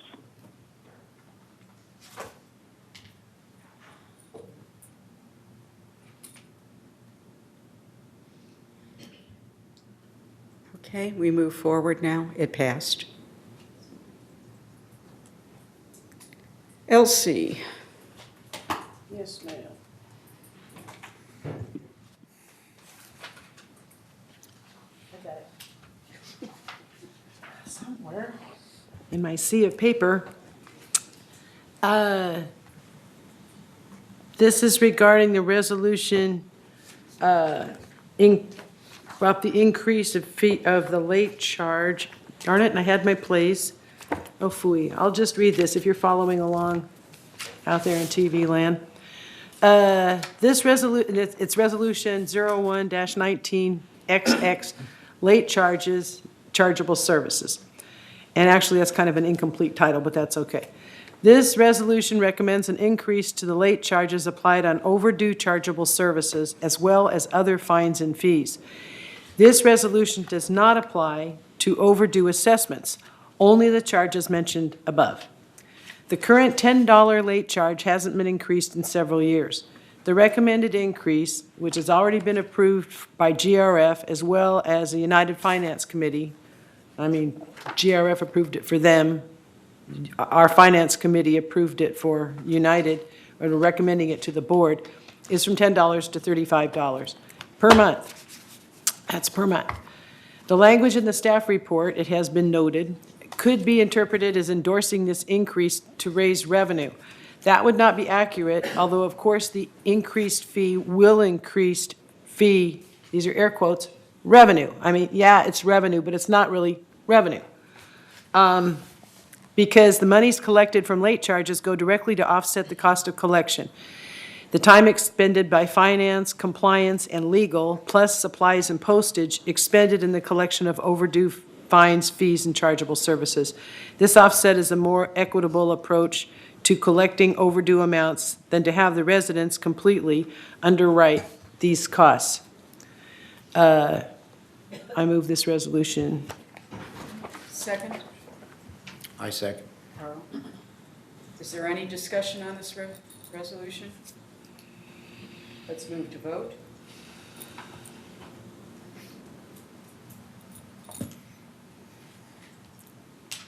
I vote yes.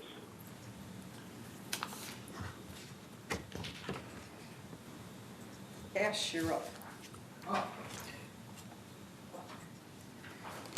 Well, we had a task force this year to see if we can revive the handyman program which was introduced and which did not succeed because the numbers didn't come out right and we were in the hole.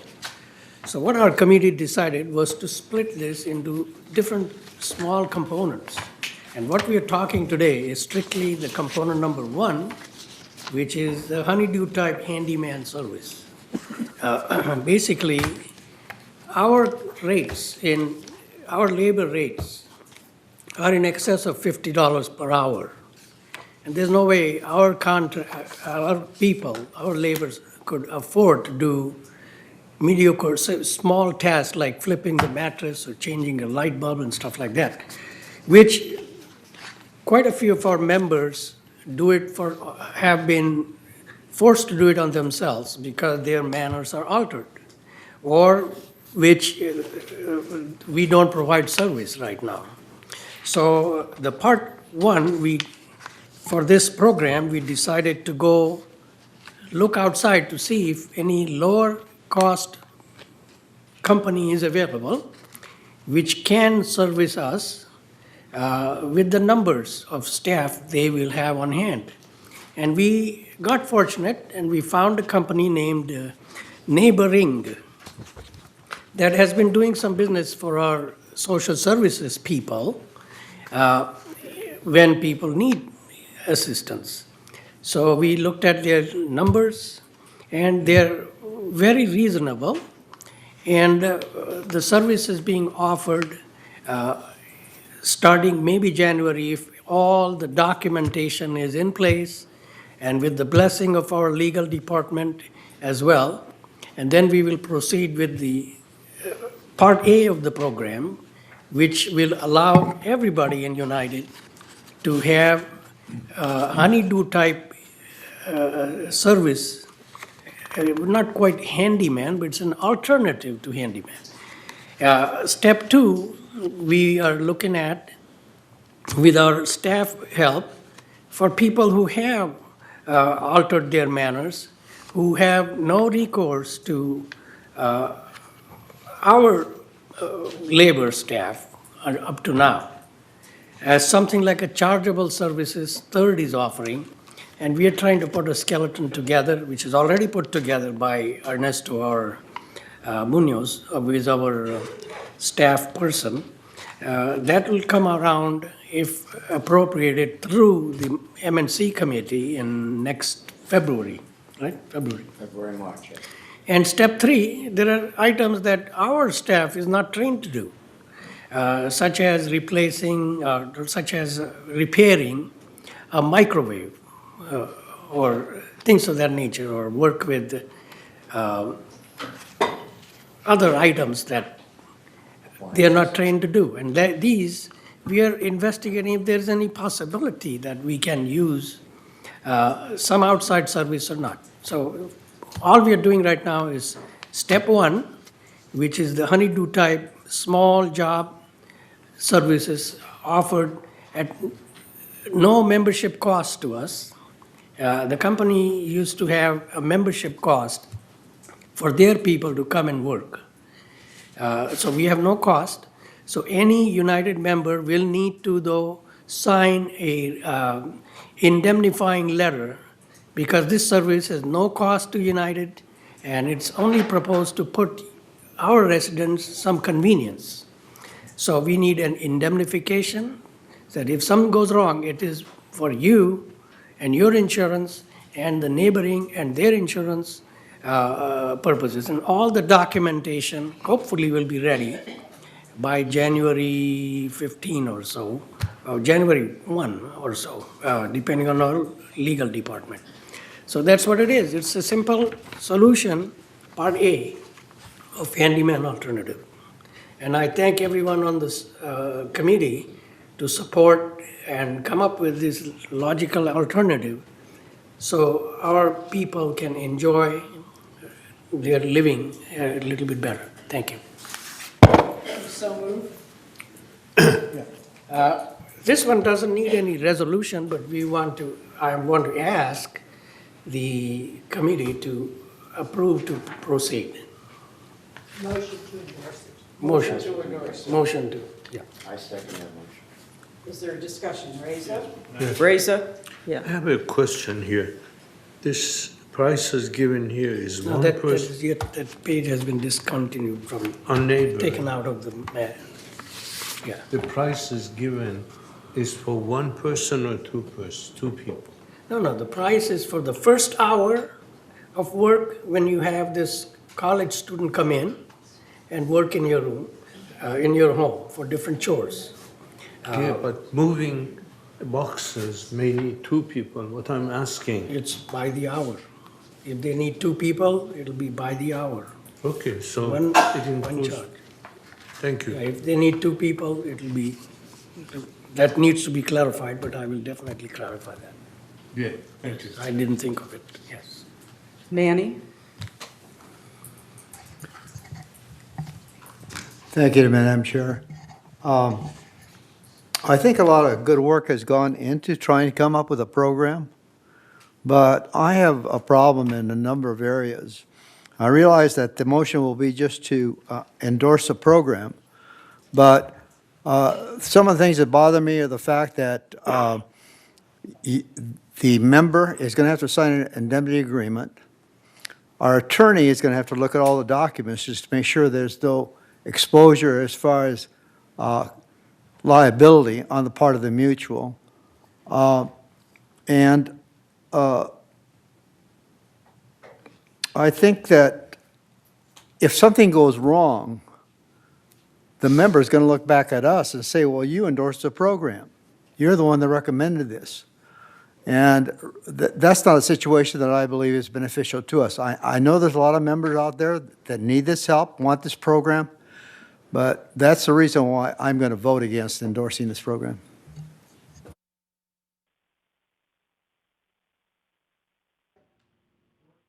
Please. Oh, I'm sorry. Tony, excuse me. Maybe I should change my aftershave or something. Well, Anyway, I'm against this because I believe the numbers that we have from finance, I can't buy them. When you have a job, your overhead and burden should not exceed 15% of the cost of the job. And it's way out of proportion, so that's why I'm going to vote against it. Thank you. okay.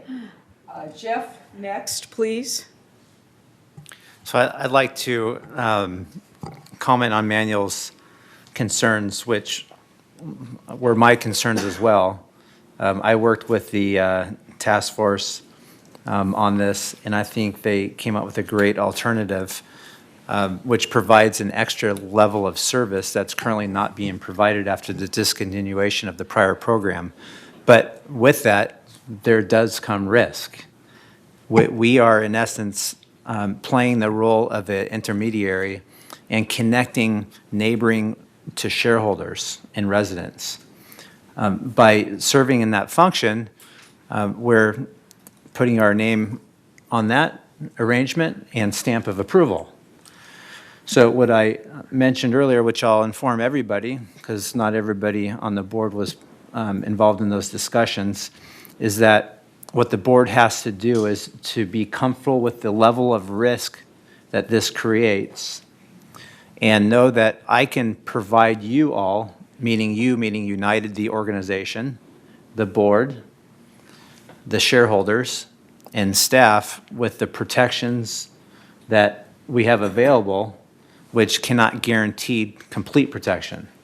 So the protections that I came up with are an agreement in writing with neighboring and United. So that would be one standalone agreement that would exist that says to neighboring, if you want to come into our community and do business with our shareholders or residents, before you come into our playground, you're going to play under our rules and terms and conditions.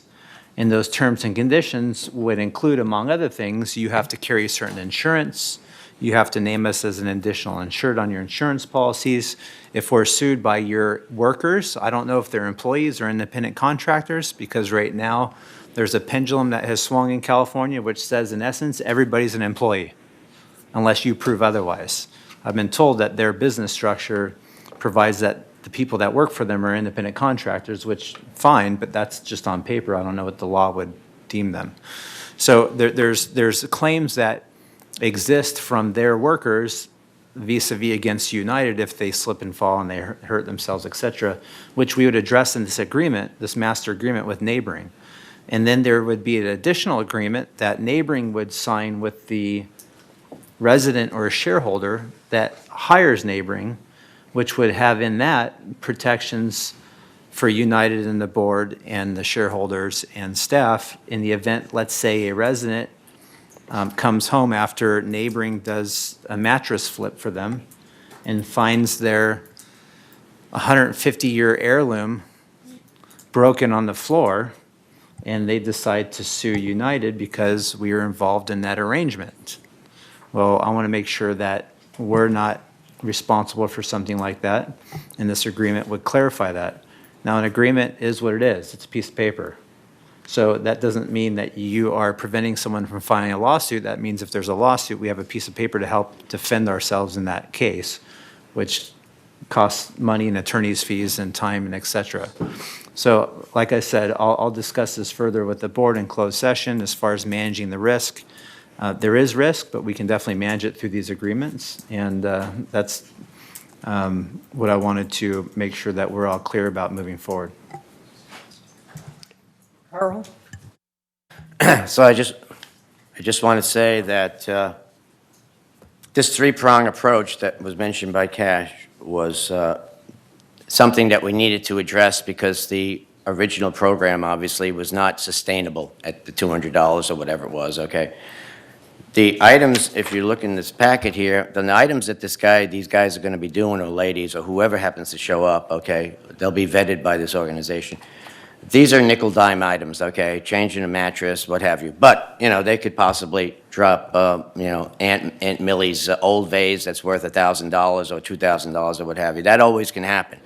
If we do nothing, then the people that need this handyman program, okay, will not have anything, and they'll have to go to neighboring themselves. Now, you say to yourself, why don't we just have neighboring, just introduce neighboring to them, and then they'll just have their own subscription system.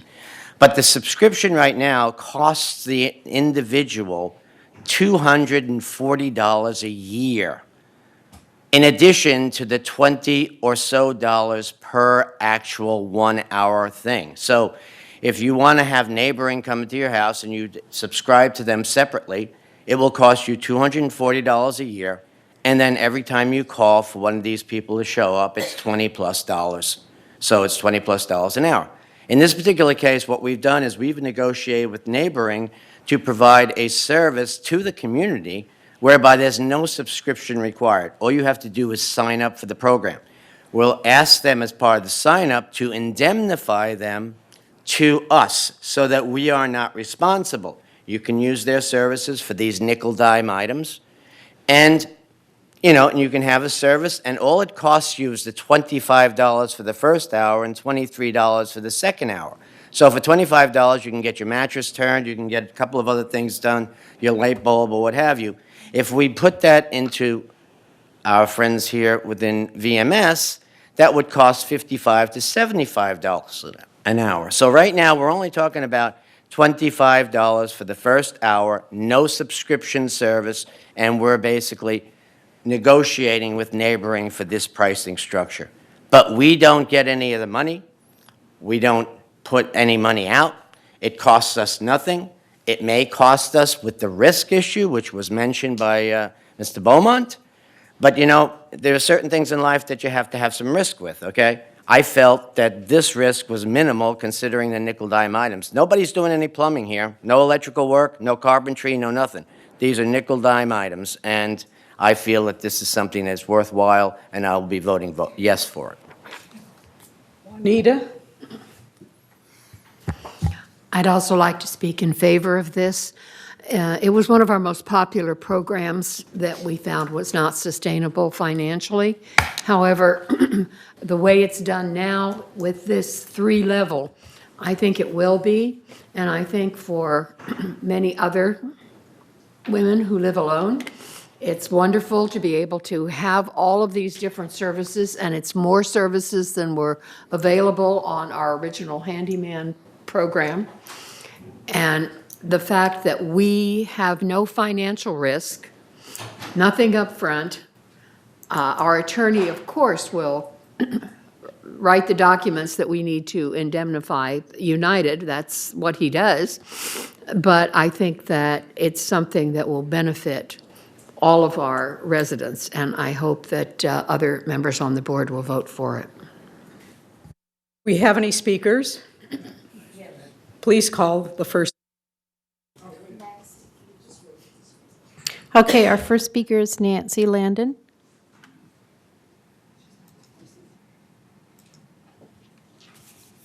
First of all, I think we're only talking about the first phase. That's what we're asking to get started today. We're not talking about level 2 and 3, okay?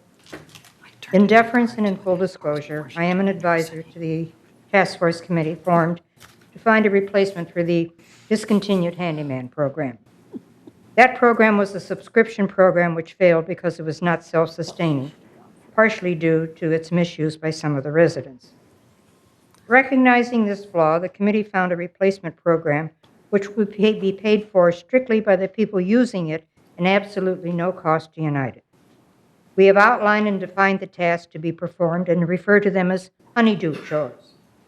This is an aging community. Ergo, many have developed physical limitations.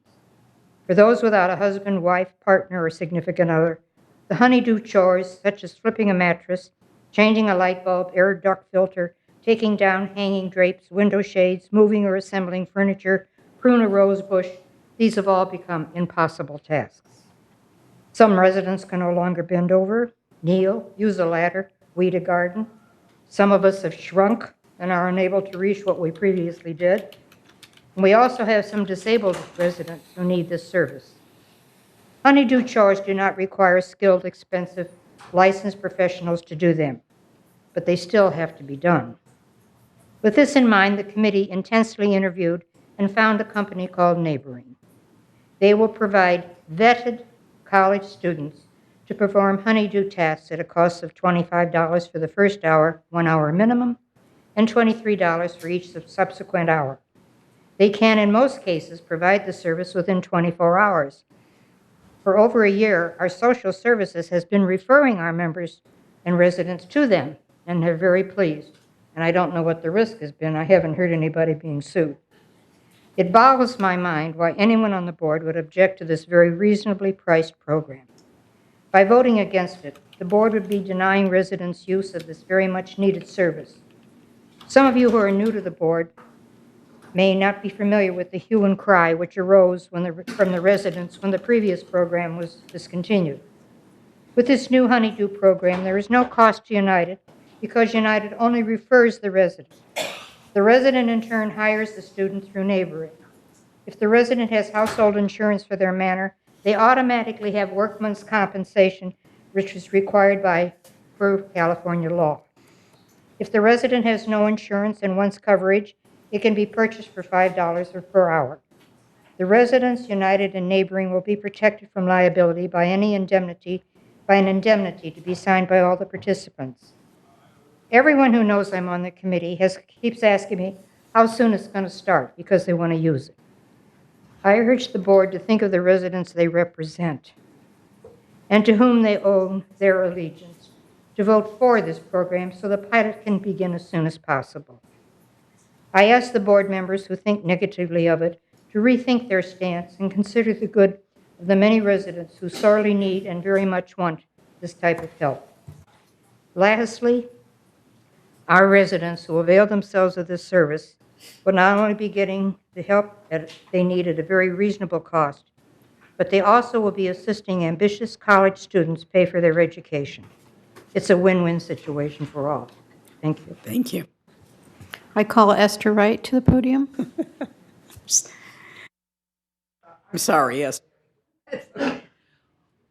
Well, so much that has been said is partially what I was going to speak to, but since the whole issue of risk has come up as an issue, I'd like to say a couple of things about what we've learned. One is that Neighboring has been working with the social service unit of Laguna Woods for a while, and they have been using their students to support residents in Laguna Woods for a while now. And as far as we can tell from what we learned from Josh, who's the executive director, there have been no issues and no problems, no lawsuits, nothing major that could be, in fact, not even minor, that he could acknowledge has occurred between the Laguna Woods residents and his organization. That's one thing. The other thing that occurred to me, I was one of the people who enjoyed and was so happy about the handyman program that we had to end. But I wondered whether there was risk involved in that. There are two wonderful men who were hired as staff for that program, could have also broken something or caused some kind of problem. And I wondered if during the year that handyman program was in effect, whether there was any risk issues that showed up or whether we had a concern about it, because they were actually employees of our organization. So the whole risk issue, I think, is something that you just live with in the world we live in. But the fact is, I don't think there's much risk since the kind of chores we're going to have them do is so, minor. And the other thing I want to mention, I very much appreciated and enjoyed working with the group of people working on the task force. I was a resident representative, and I found the group to be very supportive of one another's point of view. We also interviewed Josh Mundell, the executive director of Neighboring, and he was willing to be extremely flexible and supportive of whatever it is we said we wanted or needed. And we were asking for a number of things that some people would have said, sorry, we're not interested in doing that. But he seemed extremely willing to respond to our requests and concerns about making sure that our residents were safe, making sure that our residents would get what they needed. And safety was a big issue for all of us who were looking into this company. So I am, of course, very much supporting having Neighboring do our honeydew. We can call them helpers or honeydoers, whatever we want to call them. But I feel that we did a lot of investigation and a lot of discussion with the executive director about how to make this work for the residents in this community. Thanks. Okay, I call Dick Rader to the podium. I have a couple of thoughts. The first is, it sounds like social services has been using this service. Have they had to pay the yearly fee? No. So that goes to the next thought. The next thought is, and if you're concerned about risk, perhaps this organization would be willing to act as an independent. That is, you just simply tell the community that it's available, and they make the arrangement with them directly. And the arrangement that hopefully you can make with that group or company is that they would waive the yearly fee for our residents. That would get you off the hook in terms of any legal risk. And it sounds like they're doing it now for social services.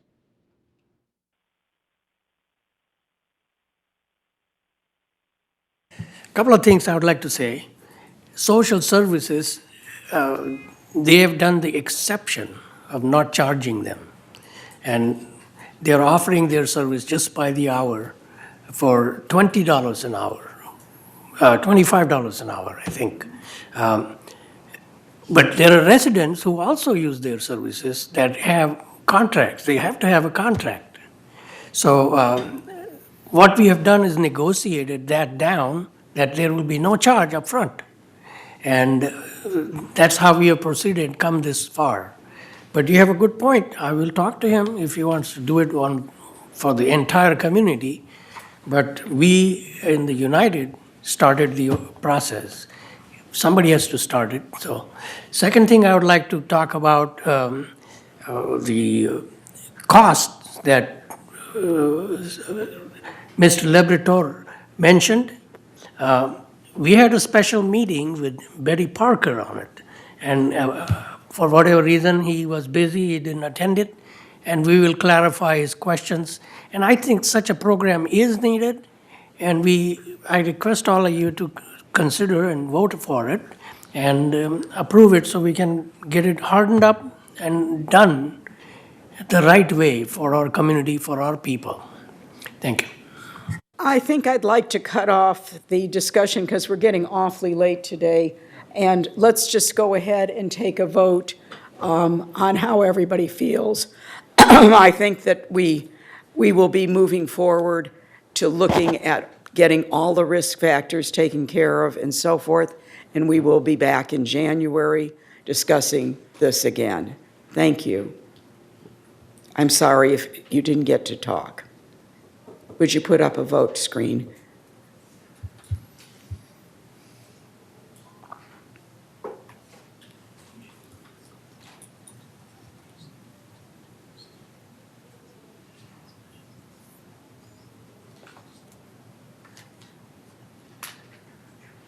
Okay, the first yes, it's A2, so we're moving forward. Manny, please, on landscape. Yep, landscape, the contract, just a quick I'll do it quickly. We're going to be awarding a contract for tree maintenance contingent on the board approval in the closed session. We will be putting it on the consent calendar in January, so you will get visibility at that then. All right, Elsie, let's get on with the important stuff, the finance. Not to mention totally thrilling. Those of you that are following along in your own packets, they're towards the end of this report on the unit sales, there's more information in your packet than I'm going to give in this report. So I just wanted to give you a fair warning if you're paying that close of attention. Okay, are we doing slides here? Good. Slide 1. Outstanding. Through the reporting period of October 31st, 2019, total revenue for United was $35,502,000 compared to expenses of $37,158,000, resulting in a net more expenses than income deficit, if you will. I hate that word, but anyway, so far we're about $1.6 million behind. Slide 2. You're so fast. In finance, we keep a close eye on the operating portion of our financial results. The operating fund, without depreciation or unrealized gains, shows an operating surplus of $97,000, through the reporting period. So that's like to the good, $97,000 through October 31st. This chart shows how much of our revenue went into operations, with $23,372,000 coming in from assessments and $1,175,000 coming from non-assessment revenue without unrealized gains. This is compared to operating expenditures of $24,450,000 without depreciation. Slide 3. This chart takes the full income statement and compares those results to budget. We can see that United ended the period better than budget by $340,000. So even though we're a little bit top-heavy on our expenses, as of the close of this period, well, $1 million. Bet on a galloping horse, who notices $1 million, right? Sorry, anyway, we're about $1 million behind, but we're creeping back up, and this period, this month, we were better than 348,000. So that's good. Slide 4, the most significant favorable variances from budget were attributable to employee compensation and related, 655,000. Water heater replacements were budgeted to be performed by in-house plumbing staff, but are being completed by outside service providers. In addition, upgraded methodology and dry rot remediation and better management practices have resulted in a reduction in general maintenance and dry rot service orders. The variance was furthered by lower negotiated union medical costs and less participation in non-union retirement plans than budgeted. So that was one favorable variance. Another one was an unrealized gain on investment of $274,000. Favorable variance reflects favorable investment market conditions, which may fluctuate. That's the caveat. In interest income, higher balances resulted in more revenue than anticipated from investment earnings. Yay. The most significant unfavorable variances from budget were as follows. Outside services. Outside unfavorable variance resulted from, wait a minute, I'm sorry. The outside services is sort of the flip side. Employee compensation, we did well, and outside services were over budget, but that's because it's really the same thing. And it has to do with catching up on a backlog of work from when the water heater replacement program was on hold. On August 13, 2019, the board authorized a supplemental appreciation of $940,000 to supplement the annual budget. Unfavorable variances was offset by the timing of waistline remediation and paving. Materials and supplies. This is also unfavorable. Unfavorable variance was due to the acceleration of water heater replacements. Contractors are addressing a backlog of water heater replacement work, which was on hold during review of building code changes. The unfavorable variance was partially offset by fewer interior component replacements, such as kitchen faucets and bathroom countertops. Slide 5. On this pie chart, we show the non-assessment revenues received to date of $1,824,000 by category.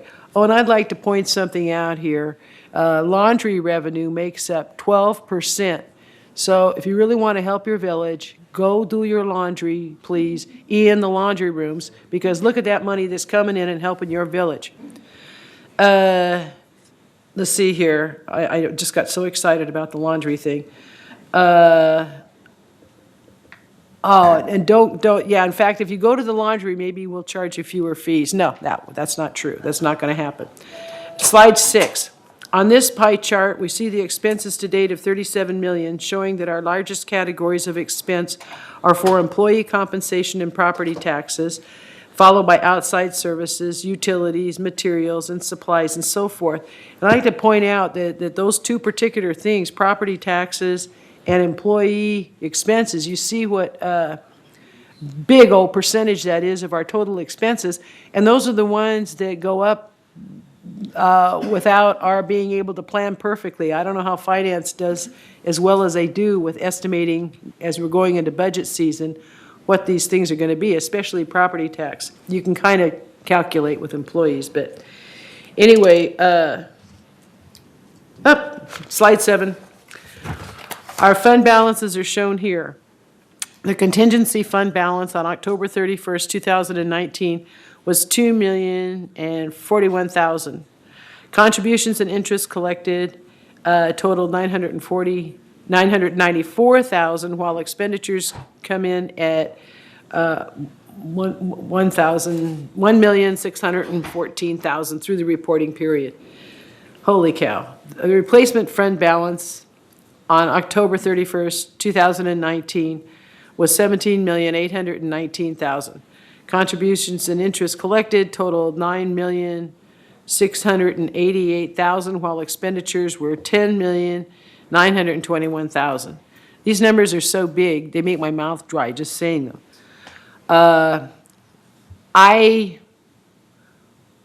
If you total these, is there a total on here? Wait.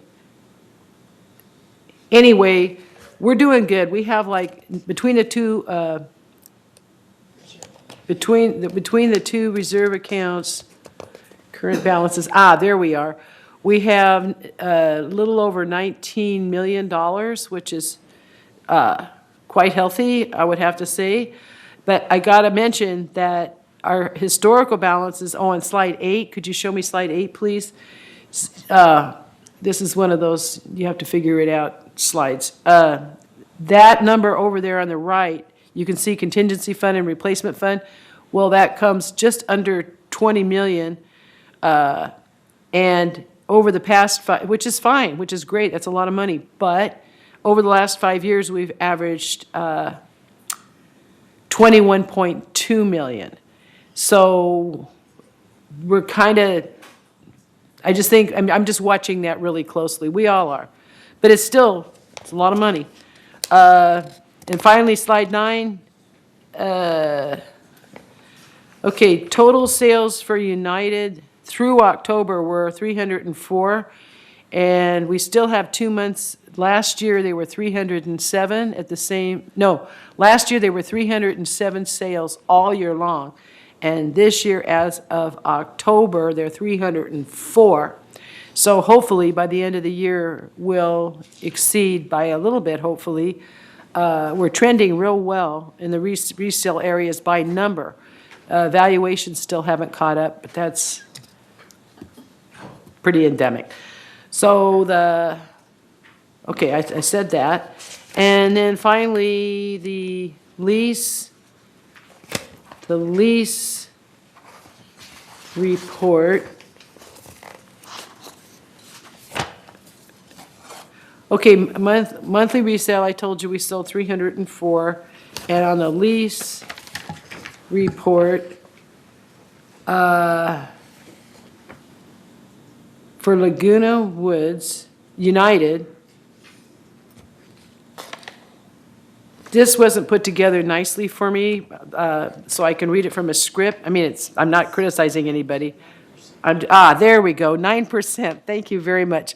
I was looking for percentage leased, and I found it once before, but it's 9%, which I don't think is on a slide. But anyway, the point is, it's under 10%, which is terrific.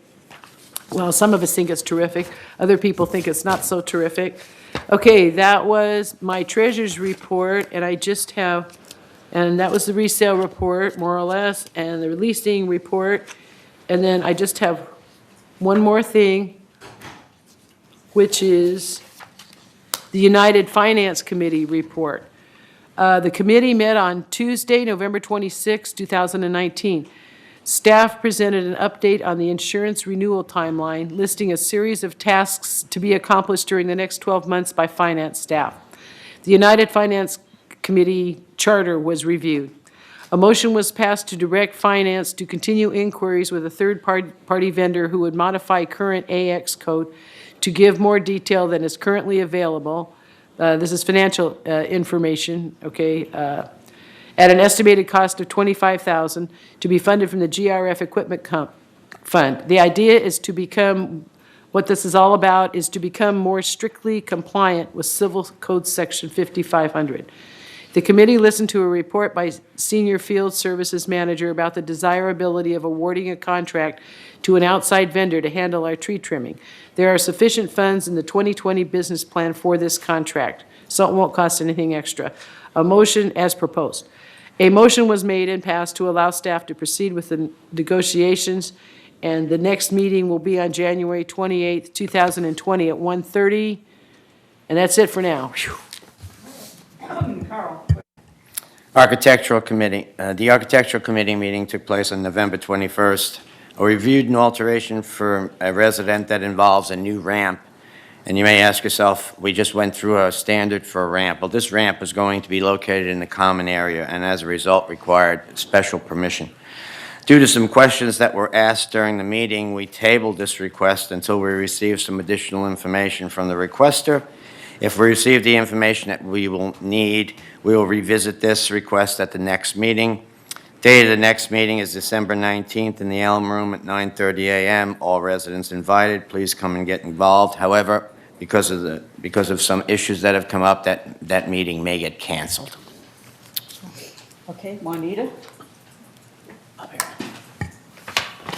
The Document Review Committee met on November 21st, and some of the major items that were discussed were, first of all, the charter, which we worked on today, we voted on today. We also reviewed and discussed the co-occupancy policy, and it was a unanimous vote to take no action at this time. We reviewed the resales and sublease policy, and without objection, we tabled this discussion for the next meeting. We reviewed the committee advisor qualification policy and tabled this item for the next meeting. And due to time constraint, we reviewed the recognition agreement for lenders, and the committee asked questions. Without objection, we tabled this for the next meeting. And I'm sorry to say the next meeting won't be until January. It's not going to, it will be January 16th. We did away with the meeting and we canceled the meeting in December. Tony? Thank you, Madam Chair. Members, Hearing Committee, November 27, 2019, 9 a.m. in the Sycamore Room, one day before Thanksgiving. Due to the nature and sensitivity of the matters discussed and in compliance with Davis Sterling as set out in the 2019 Condominium Blue Book, page 32, item 9, a board is permitted to meet in executive session in only certain scenarios. Number 1, to consider litigation. 2, to review contracts with third parties. 3, to member discipline. 4th, to personnel matters. 5, to meet with counsel. 6, to meet with a member to discuss delinquent assessments at the member's request. 7th, to decide whether to foreclose on assessment. We had a quorum despite the pending holiday, and I was duly impressed by the dedication of the directors of our committee who managed a very large agenda. Staff representation was outstanding with Melody Thomas, Brett Crane, Jacob Cusano, Blacinda Wright, Debbie Ballesteros. And because of the organization and the attention to detail by staff, the committee dealt with 2 delinquent accounts. The committee heard and adjudicated 5 common area damage and reimbursement accounts. The committee also dealt with 5 cases dealing with disciplinary issues. We also had 1 meet and greet. Madam Chair, through you, and I wish to assure our residents that our staff is most proficient and our directors are amazing.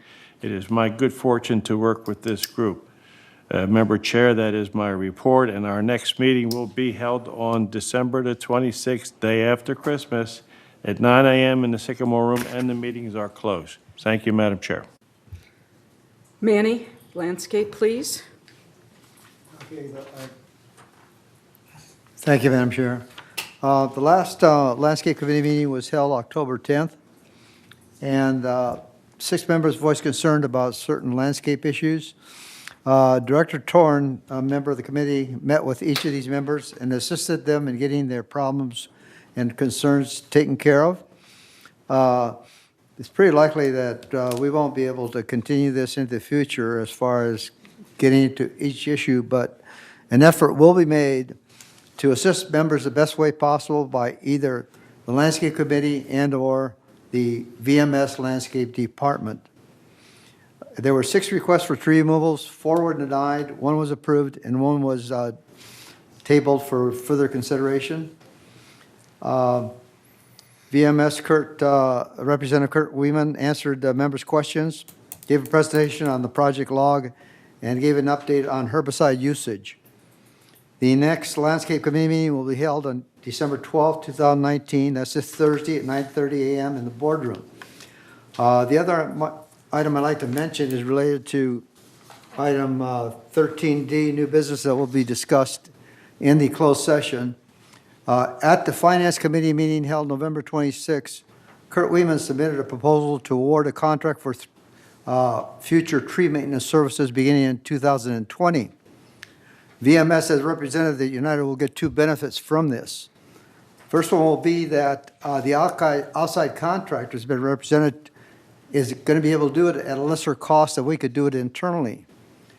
And that will give us a second benefit in that workers that had been doing some of the tree trimming will now be available to fill other work positions that we'd been unable to find people to hire. And also, it was stated that all the associated costs for these two changes in 2020 are all provided for in the business plan. This proposal will also be submitted for approval by the Landscape Committee at the December 12, 2019 meeting, as well as in today's closed session meeting. Thank you. Carl? The United M&C meeting was held on October 23rd, and at the last board meeting, I reported on that meeting.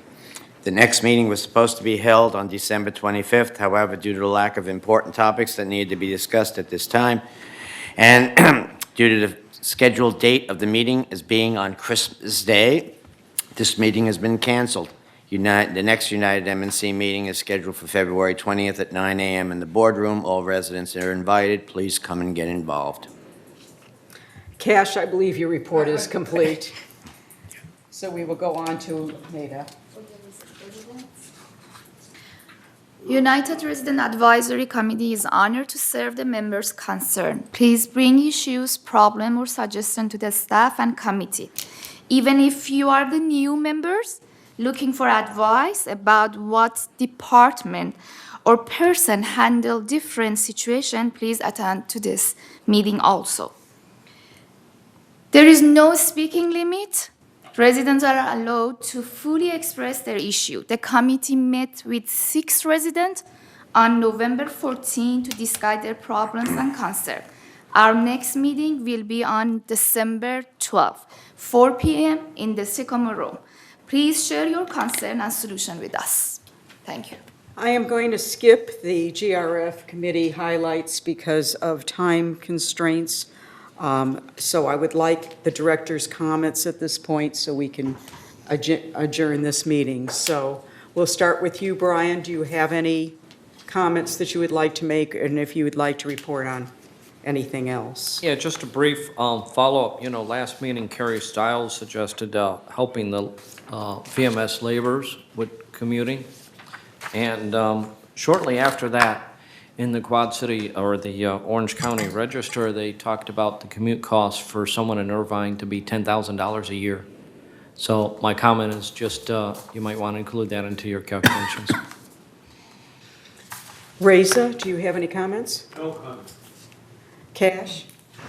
I do have a couple of comments. Don't take it negatively because I don't mean it. Basically, we were going to have a vote on 13 item D, 13D. We did not. And you cannot just take out important stuff about GRF happenings because our people out there don't know anything about what is going on. And even though we get late, we should continue with the meeting, but that's your meeting, not mine. In all, I'm okay. Bye. Manny? Thank you, Sue. Real briefly, on the GRF Landscape Committee, I just want to point out that we did hold our last meeting December 4th. Our next meeting is going to be February 12th, 2020. And the last meeting we had, GRF, was very positive. All the members and residents who were in attendance were really pleased with the job that Kurt Weeman has done and the landscape department has done in cleaning up the creek. And we had no negative inputs from any of the people that attended that meeting. Thank you. Carl? I have no comments. Juanita? First of all, I would like to correct Director Armendariz, Akrakar. We did vote on 13B, and it was 9-2, and it passed. No, So- he's talking about 15. He said 13B, Okay. so 13. There is no E. Okay, my comment is, though, I would like to very much thank Director Akrakar for all of the work that he's been doing on the handyman program. which is very involved, has taken a lot of his time, and has really helped the community. And I think we all owe him a really big thank you. This was not a small task. Elsie? Tony? Thank you, Madam Chair. In the Roberts Rules, you can, the chair can choose to hold something over to the next meeting, and it would come in under unfinished business. Thank you. Nate? Is there, since we have a couple of minutes, is there any report that is really needs to be given to the community, Cash? Couple of things I would like to say about disaster preparedness. I think our community needs that activity very much. We're doing a good job. We have a very good group of ham radio operators. We had a good shakeout drill, and some of the problems were resolved and being resolved. Also, I would like to point out that a lot of people haven't taken advantage of the disaster supplies that we have in this building, in their booth, their stall, their office. We should have at least some things in our car at home in case of a disaster. So I would recommend everybody to stop by and buy some of those items which are at literally cutthroat prices. They're not making any money on those. That's all I would like to say. Thank you. Carl, would you give us a PAC update? Yeah, this is kind of important because this meeting is going to be happening.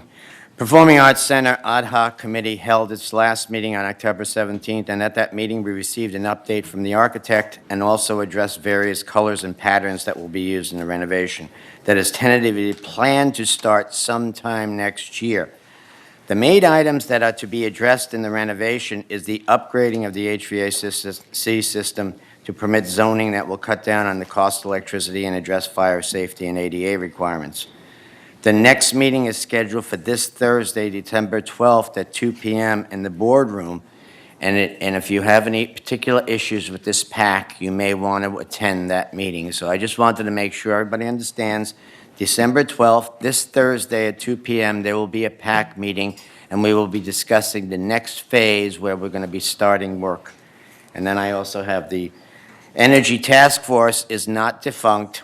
The meeting was supposed to be held on November 6th, but was canceled. The next meeting is scheduled for January 10th at 1:30 p.m. in the boardroom, and we have a very full agenda that may take us 4 hours to get through. All residents are invited again, and please come and get involved. Thank you. Elsie, do you want to say something?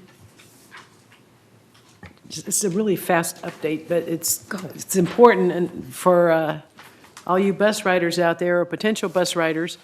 We're coming to a head on this revision of the bus system, and this is on the GRF Mobility and Vehicles report.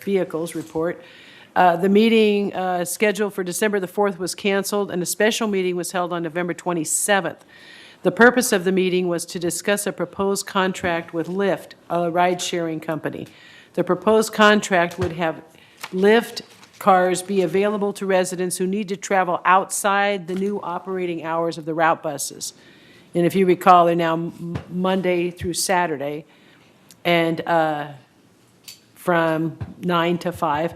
And so outside of that period, this Lyft ride-sharing company would take care of that at no cost to the residents as long as they don't travel outside of the area that the village services with its current transportation system.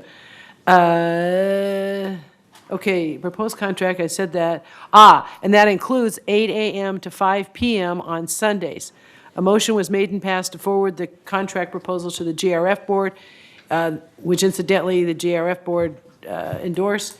This contract is the last piece of the operational plan for the new bus routes, which were recommended by the M&V committee at the August 29th special meeting. The next regular meeting of the committee is February 5th, 2020, but between now and then, there are going to be then the same day, or no, maybe they're different days. I'm sorry, I don't have it right here, but there's going to be one informational meeting at the Towers and one informational meeting at Clubhouse 1. So keep your eyes out for that. It's being broadcast, it's being publicized everywhere. And please show up and tell us what you think. Thank you. Okay, I'm going to recess the committee at this point, and we will go into closed session this afternoon. Thank you, everyone, for bearing with us.